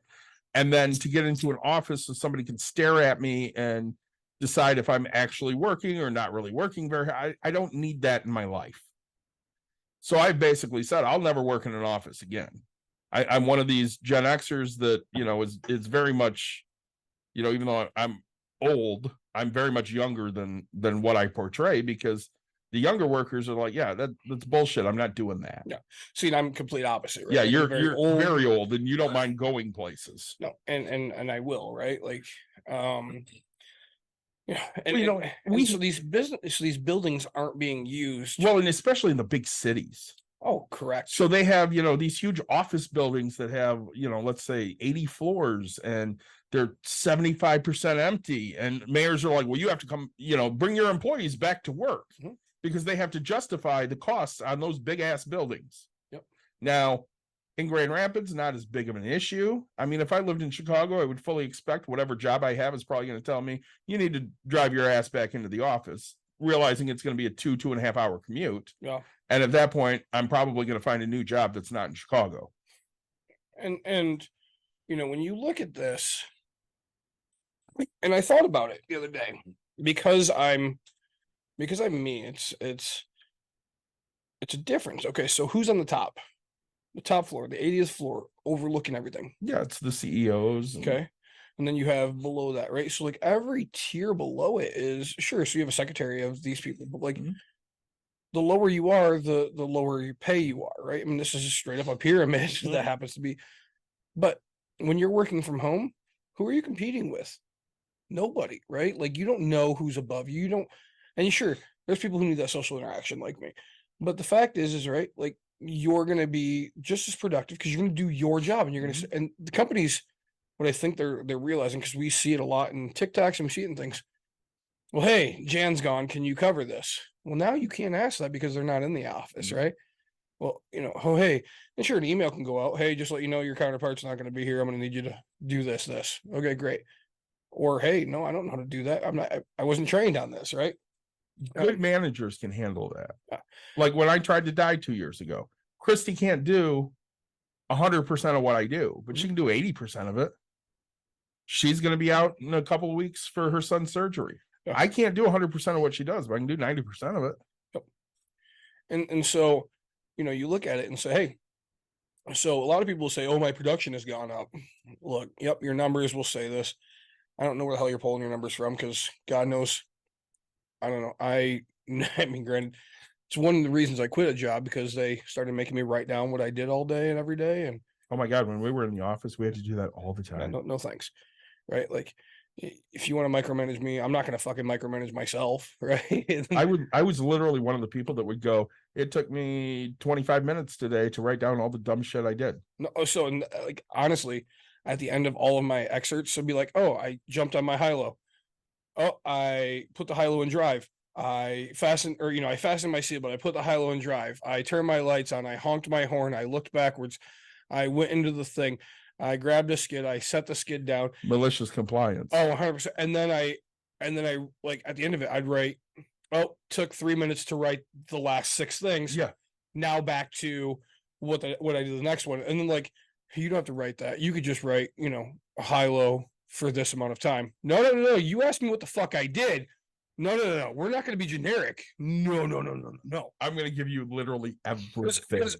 Well, so, and then the next day, right? So they're like, oh, you're going to do this. So they're like, you could just write this. So I handed in a fucking paper and I got my ass chewed for it.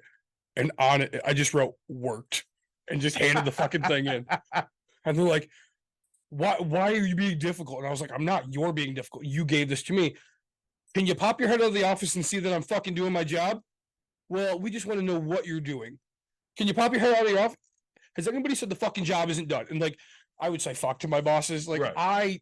I always was the person that like wouldn't, like, if you're going to question me, you better have fucking answers too, because I'm going to ask back. This wasn't a fucking one-sided thing.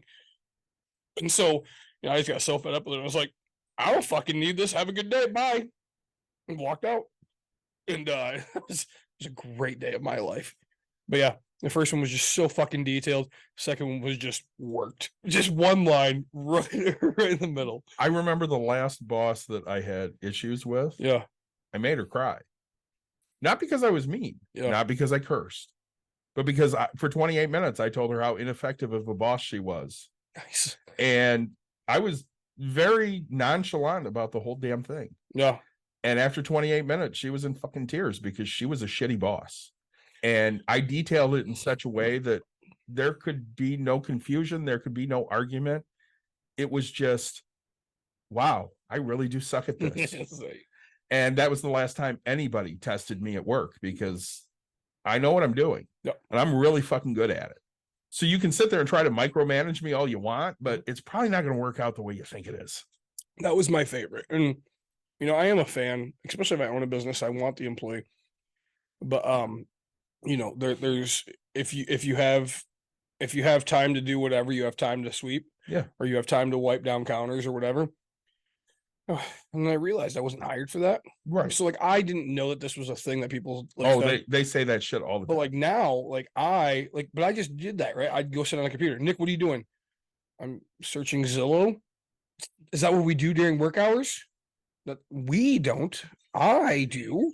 Like, Right. I mean, I don't think anybody else here owns fucking more than one house. Like, and well, go sweep, go do.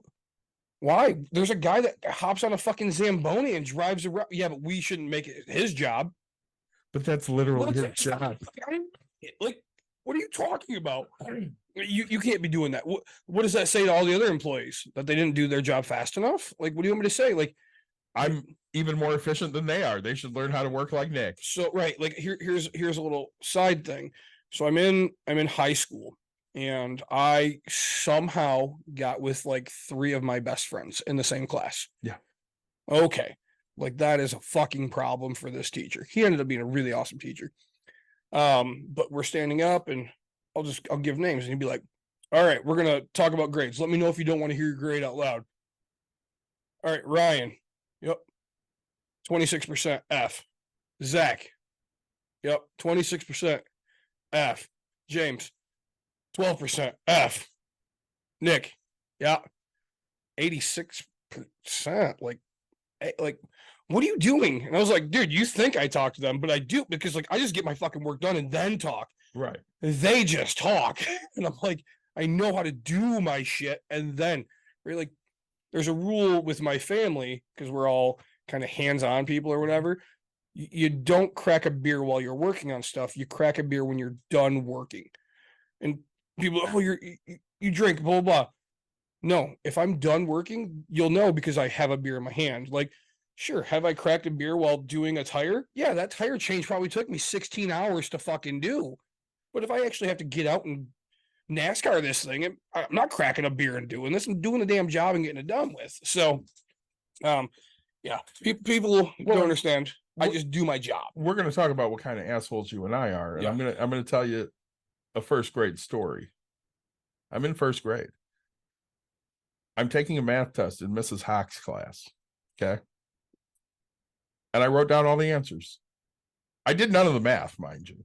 It was like, 8 plus 12, and I'd write down 5. Yeah. What I just wrote down answers on the entire test. I got the test done in like under 2 minutes. Yeah. It was record time.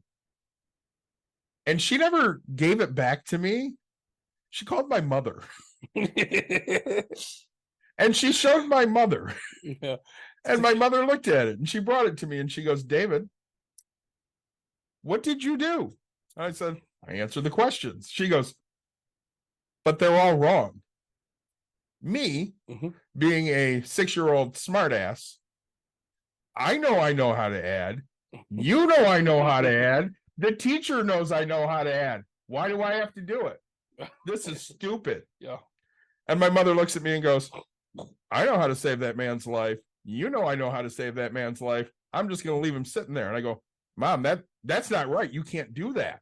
She goes, right. Just like you can't just sit there and write down anything you want to write down. Take the test, do it the right way, and get the right answers. Yeah. But of course, I'm a little asshole at 6, and I'm like, I know how to do this, and everybody else knows I know how to do this. Why do I have to prove it? Yep. Because I was very analytical back then, too. And I'm like, this is dumb. Yeah. Everybody knows 8 plus 12 is 20. Why do I have to write it down? Yep. Fuck you. I say my brain didn't think that way, because it was like, you always said that, hey, show your answer, show how you got the work. What? Like, okay, how do I draw my head with a big thing that says thinking? All right, 8, 2, that equals 10, 0. Put that out 20, right? Right. Like, what the fuck? Like, no, how did, like, I can't draw that. Like, Right. I just know that, okay? Like, that's how I know it. That was me with algebra. I didn't know how to get to any answers. They were just I right. just knew the answers. Yeah, Yes. and my teachers would be like, well, you have to show your work. I don't know how. Yeah. Right. What do you mean you don't know how? I don't know how. I just know that's the answer. Again, here's a head, here's a little Yeah. bloop thing, brains spinning, and boom. That's the worst Yeah. part when you have intelligent people, Yeah. because they know what they're doing, but they don't necessarily want to do it your way. Yeah. So, I know we've tangented quite a bit, but to me, what I see happening again, I just want to reiterate Yeah. with this real estate market, I really think that we're going to see a settle.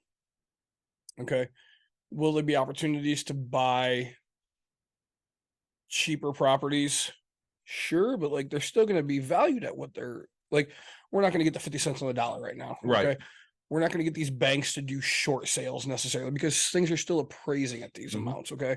So sure, foreclosure will happen, sheriff sale will happen. They'll take whatever they choose for that. And so if you have cash, go do that. But like otherwise, you're going to really just pay what it's going to get listed, right? And then offers will come in at that point. But Yeah, if you're looking at a $200,000 house, you're not getting it for 150. I mean, You might get it for 195, right. but you might get it for 210. And so, and they're gonna, the reason things are sitting right now is because of people like you. Mhm. Okay. So the people who just said, hey, I don't want to buy right now. I also don't know how to fix a fucking thing. Mhm. And and so then they go in and they're going to be like, okay, hey, this place needs some work. Okay, great. Now I can get it for 200 and I'll just live with it with stupid shit going on. But, really, you're not going to see, that type, like, if it needs a crap ton of work, a flipper's going to get it for 50 cents on the dollar, Mhm. 10 cents on the dollar, whatever it is. So, I just think that, right now we're in this, let's wait again, right? Mhm. Same thing I said when we were going into June, right? If the debt ceiling didn't get taken care of, then we'll be concerned. There is foreclosures happening. So yes, is there things that you can get? And everybody, oh, I want to buy a foreclosure.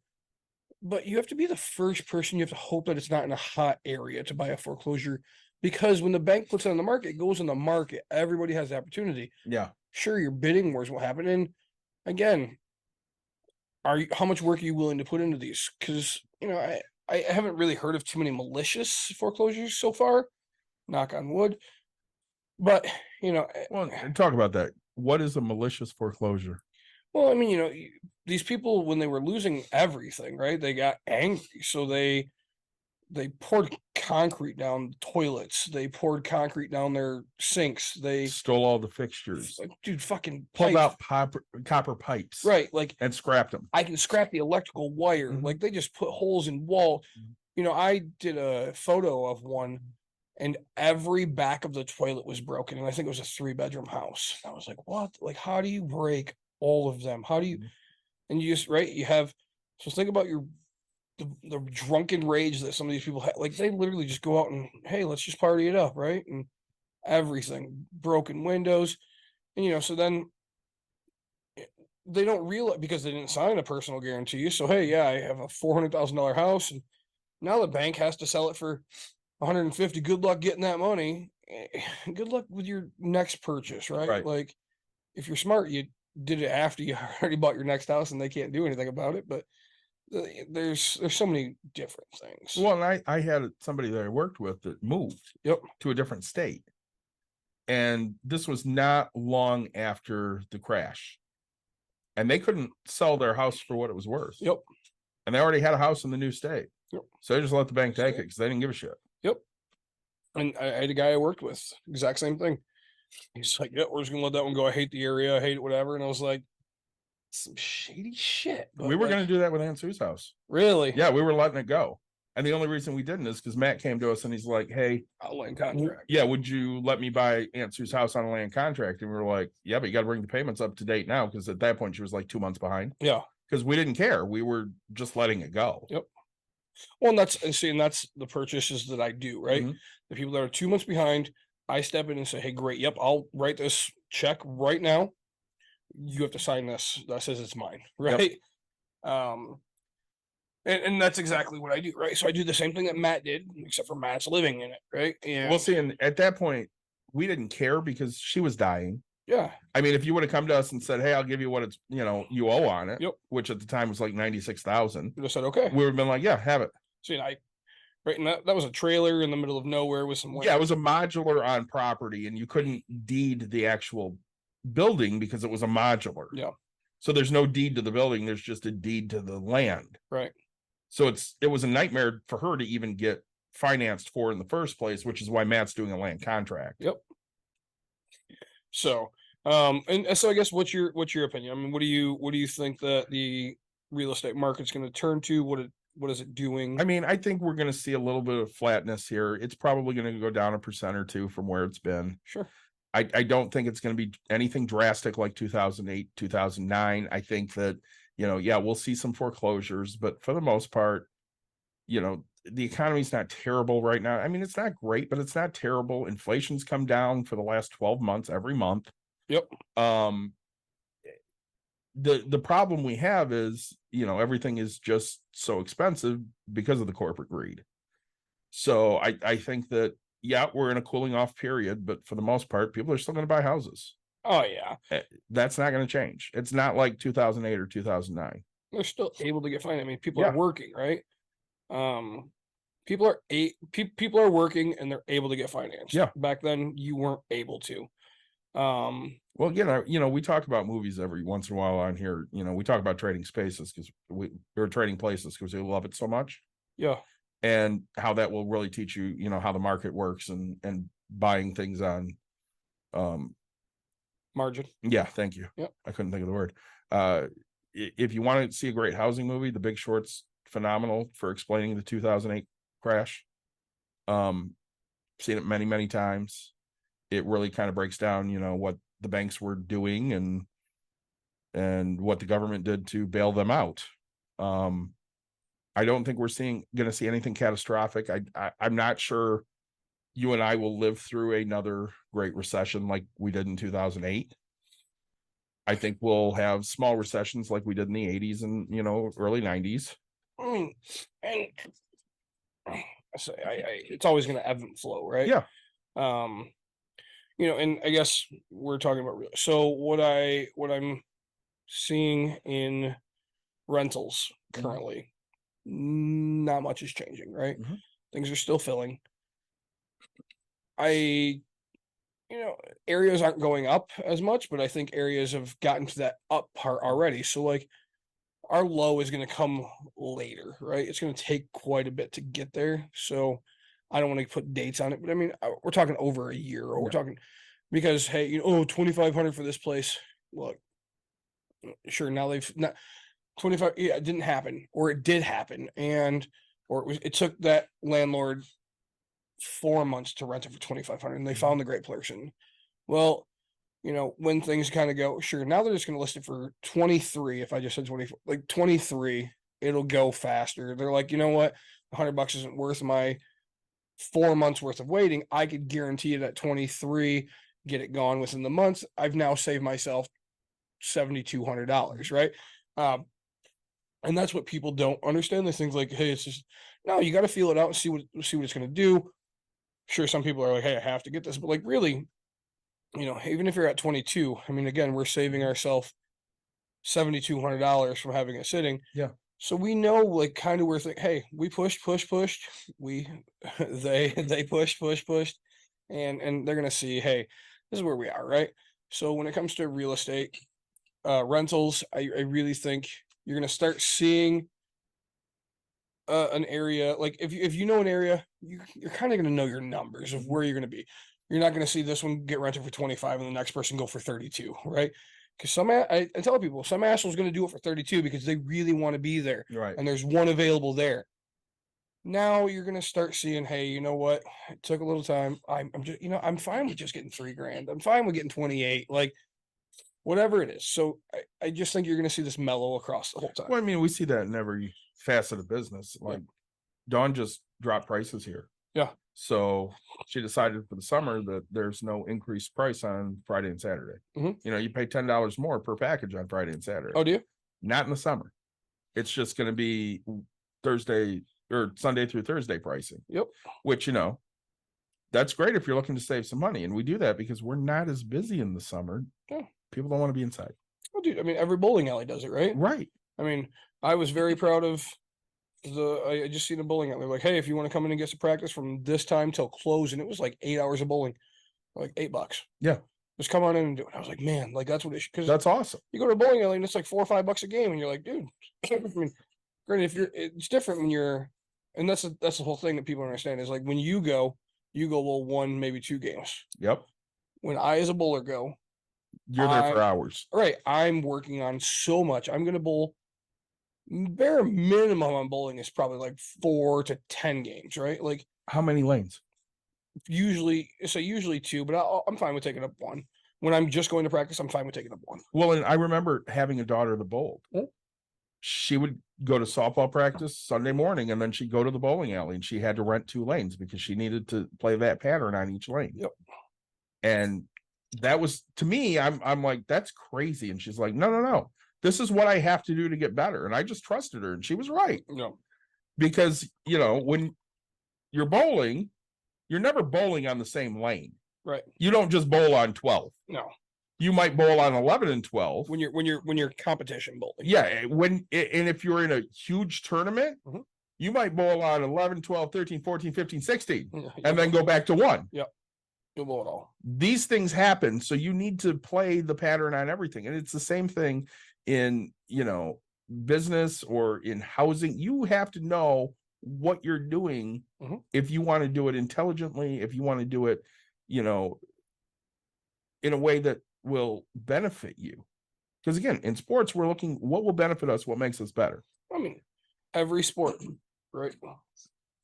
Every sport technology is coming in, right? Like golf balls are being driven farther than they ever have because golf balls are being created different, drivers are being created different. I mean, club faces, everything, they're pushing all the limitations on this, right? Lighter weight, heavier, all this type of stuff is happening. You know, you can set your club up to help you draw the ball for, you know, there's so many things that you can do. Bowling, right? Cover stocks, all that, you know, swimming, right? I mean, they came up with a freaking hair, a hair thing, right? I mean, lightweight swimsuits that have the water flow through it a heck of a lot better, so it eliminates drag. Everything that's out there, right? I have an Oculus. You know what an Oculus is? Is that the It's a VR machine. yeah, there you go. I have an Oculus. You can have we'll say game, but an app that will simulate hitting. Yeah. Where you can sit there and, you know, hit off a live pitching with a fucking VR machine. Yeah. And you can get 1,000 swings in your living room. Hmm. And those are things when my kid played that was like in Star Trek, you know what I mean? Yeah. That shit didn't happen. But that's where we're getting to nowadays. I mean, technology is furthering everything. Yep. You know, and it's helped finances so much. If you're paying attention and you want a great amount of information, it's literally at your fingertips all the time. I mean, you're sitting there with your phone in front of you right now. All the information is at your fingertips. Oh yeah. I was looking at Caitlin's investments today, and something I bought for her, I don't remember what it was, but I bought it during the pandemic. Yep.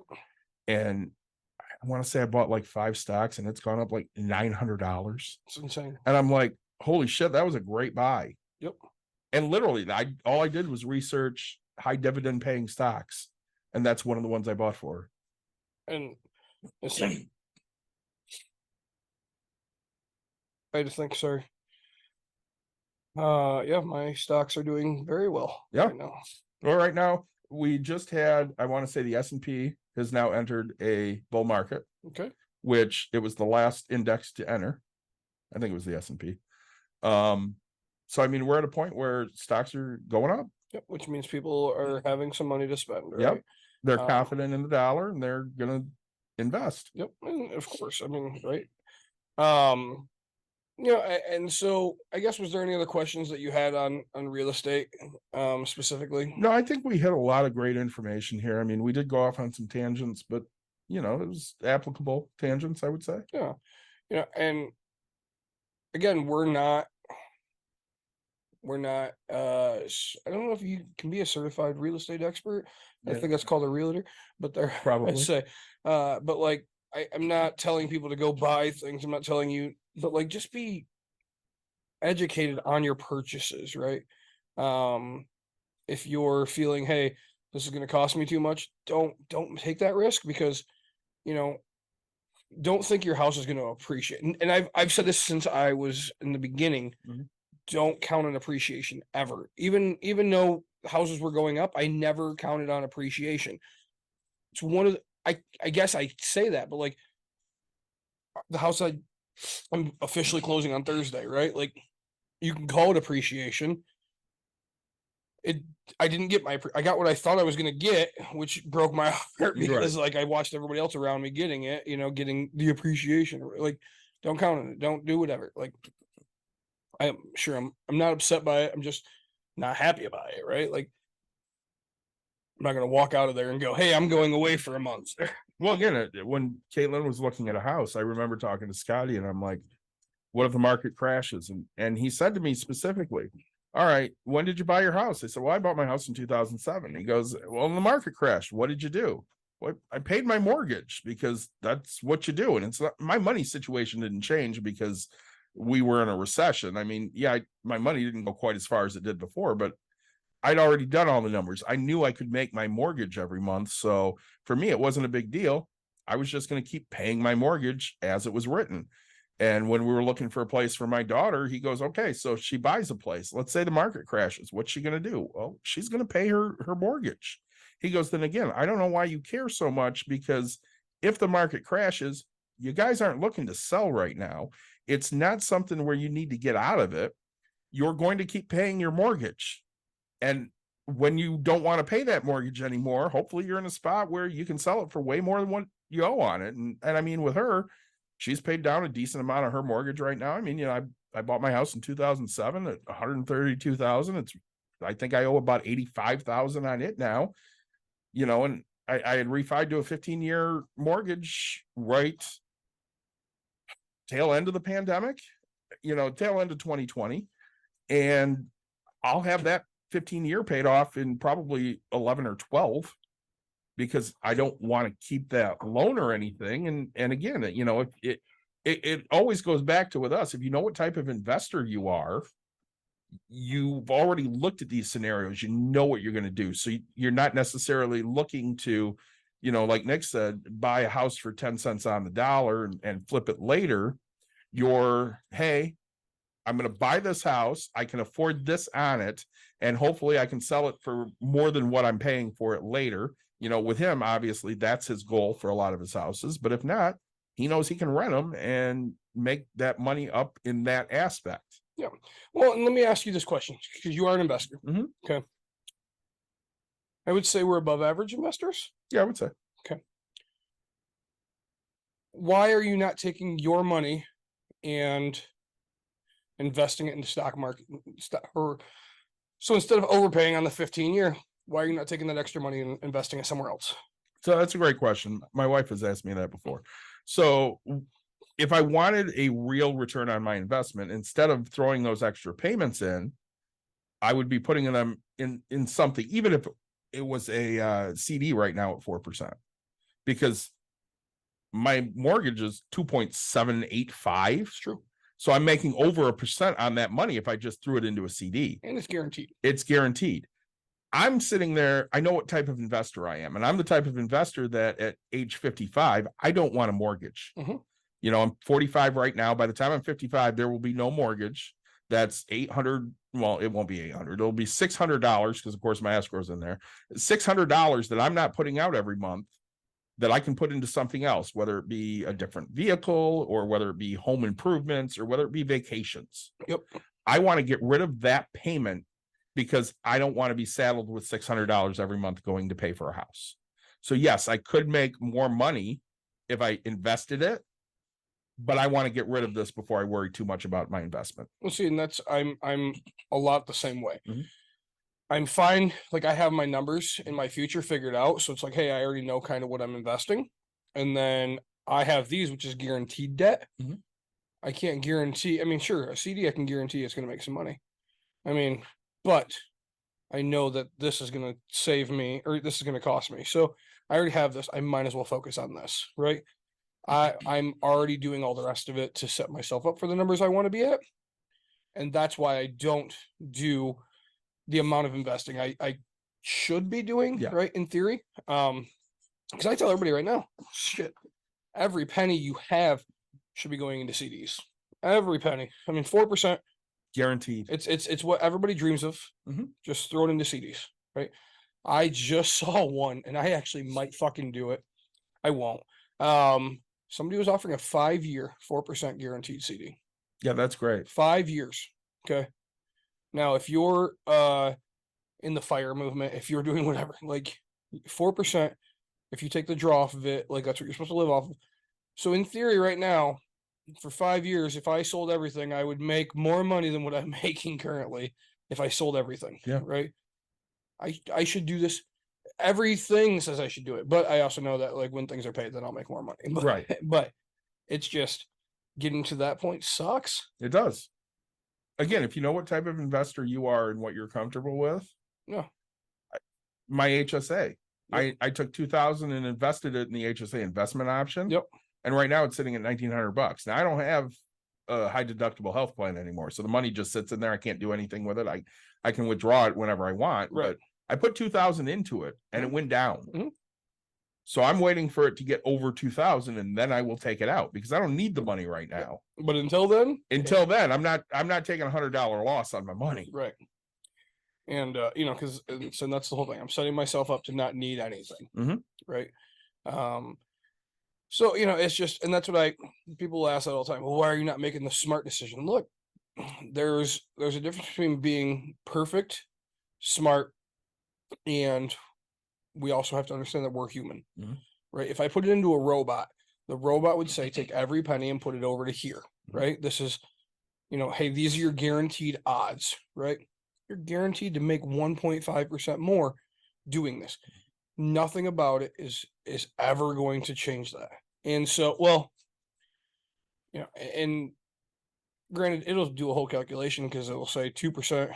Because now if you're only putting 500 into a CD, are you getting more interest? Yes, it's 4% on the 500, but if you overpay that 500 off of the X amount that you owe, will it change that interest? Everybody will say, hey, do the bi-weekly payments on a mortgage. I don't, because that mean I'd have to write fucking checks twice. I do because I don't write any checks. Well, it's right. It just pulls it directly out. Which is fine. I don't have mine set up that way. Never taken the time, and I'm fine with it, right? Like, because this is what works for me. You don't have to be perfect. You don't have to do everything absolutely right. We are living proof. Yeah, sometimes we make mistakes.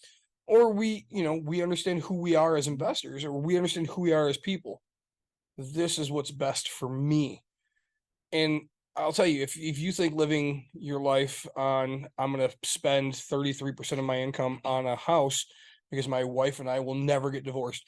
My wife will never get cancer and pass away. My kid will never get in a car crash. Like, I am not a hypothetical person because those statements piss me off in the first place. But like, I don't do hypotheticals. That's one thing people don't understand about me, right? And my daughter's getting really into this would you rather type thing, but like hers is just more, hey, would you want to be a horse or a unicorn? Which is fine. But like, I don't do the hypothetical things. But my brain does, if that makes any sense. Worst case scenario. My brain says, this is what's going to happen. Yeah. And if it doesn't happen, I've made it. If Right. it does, I'm still set for it. Right. Like, when my wife started getting sick in 2008, we didn't know what the hell was wrong with her. Yeah. Before I couldn't get her approved for term life insurance, I took out $100,000 policy on her. Yeah. Because we had just bought the house. And without her, I couldn't pay for the fucking house. Right. So I needed life insurance on her, and I only had 50,000 at work. And she had a job at that point where I think she had 50,000 on herself. So I threw another 100,000 on her. So that gave me $200,000 if something happened to her. Yep. Now that term runs out in 2028. Okay. Do I necessarily need life insurance after that? Not necessarily. I might find something. I might not. Again, if I drop dead while I work at my job, she gets a lot of money. She doesn't necessarily care because she'd rather have me alive. Of course, right? But, that's one of the things that even when I was dying was always in the back of my mind. Okay, she's going to have this money. She and Caitlin will be taken care of. I'd already talked to you. You were going to help them navigate financially what they needed to do. Yeah. But I knew everything was set, and again, I'm playing the long game here. I'm playing the worst case scenario. Well, and everybody, I don't have life insurance. Okay. My wife probably has some on me from her work and some on her, but like I have none. Okay. But if I pass, my wife is going to be heartbroken. The cash that I have on hand, she'll be fine. Yep. And she can turn around and sell all the properties. The life we live is very modest. Yep. Very minimal. Like at this moment in my life, if I pass, she literally can just take out of my account, pay off the house, let everything get foreclosed on, live her normal life, and she'll be just fine. Right. And she'll still have cash from me. Like, so people ask me, hey, why don't you have life insurance? Because I don't feel I need it. Okay. Like, oh, well, you're used to this lifestyle. No, I have a very small lifestyle. Like, oh no. Even when you vacation as cheap as possible. For the most part, right? I mean, the vacation I took with you was probably the most expensive vacation I've taken. Yeah. And that's one of the cheaper vacations I've taken. And see, like that, and that's why we're different, right? Yeah. Like, it hurt me to do it. Yes, we're with friends, and that's why, like, and that's part of like when it's like, hey, was this cruise? Was it? No, it wasn't. Like, there was nothing that said I felt I got every dollar. Like, that's the most expensive vacation that I've spent. I did not get anywhere near what I got. Like, it was equal to the other things I've done, or right. Like, I get, and so that's why it's really hard for me. And well, again, I love going to Hawaii. Yeah, but I can't justify spending another $7,000 to take Caitlin and Dawn to Hawaii. Right. Now, I totally justified doing it when I did it because I wanted to go back and I wanted them to experience things I experienced as a kid. Yep. And we did all of those things and we spent $7,000 and we had a great time. Yep. But we've done it now. Cruises. Yeah, we've done it now. Yep. I mean, I haven't spent $7,000 on the 4 trips we've taken in the last 2 years. Yeah. I don't know. I spent like $3,300, I think, on the cruise or something like that. And that's a lot of money for me for a vacation. And there's people listening going, that's pennies. And I'm telling you, like, yeah, but you went to Florida for how much? And that was adding people on that you didn't expect to pay for. $1,100 for 5 of us. Yeah. And you were gone what, 4 days? 7. Okay. Say 7 days. Yeah, rental car, hotel, and rental car flights. You travel very cheaply. Very. I do not. I know. And that's, like, so that's why when I say, hey, life insurance for me, I mean, again, if everything goes into foreclosure, like, again, she doesn't have my income. She doesn't need my income. My wife doesn't need my income. In theory, I don't need my wife's income, right? We're both kind of in a position where this is what it is. And like, I've said it. And so maybe we'll do a whole nother episode. So, guys, I'm going to cut it. Say, because we'd be here forever. Yeah, I hope you've enjoyed. I hope you've learned. If you have any real estate questions specifically for you, for anything about that, I absolutely love it. It's my passion project. It's my business. It's my career. It's my life.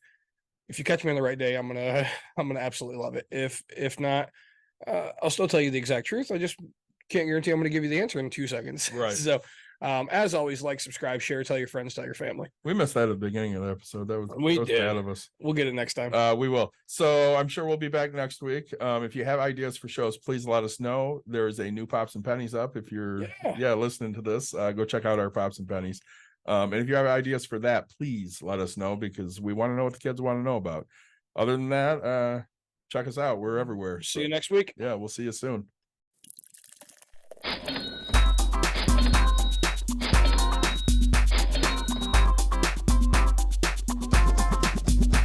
You've dialed called in to Bucks and Brews, you might hear something you can use. like tips on your cash or tips on the suds. You're gonna want to The use smarts of these stuff. because they know the brews. And they know the Bucks, and they know they can't help the stubborn fucks. So listen up, cause shit's not funny. Save yourself some Beer money. Bucks and brews. Bucks and Bucks Brews. and brews. Bucks and Brews.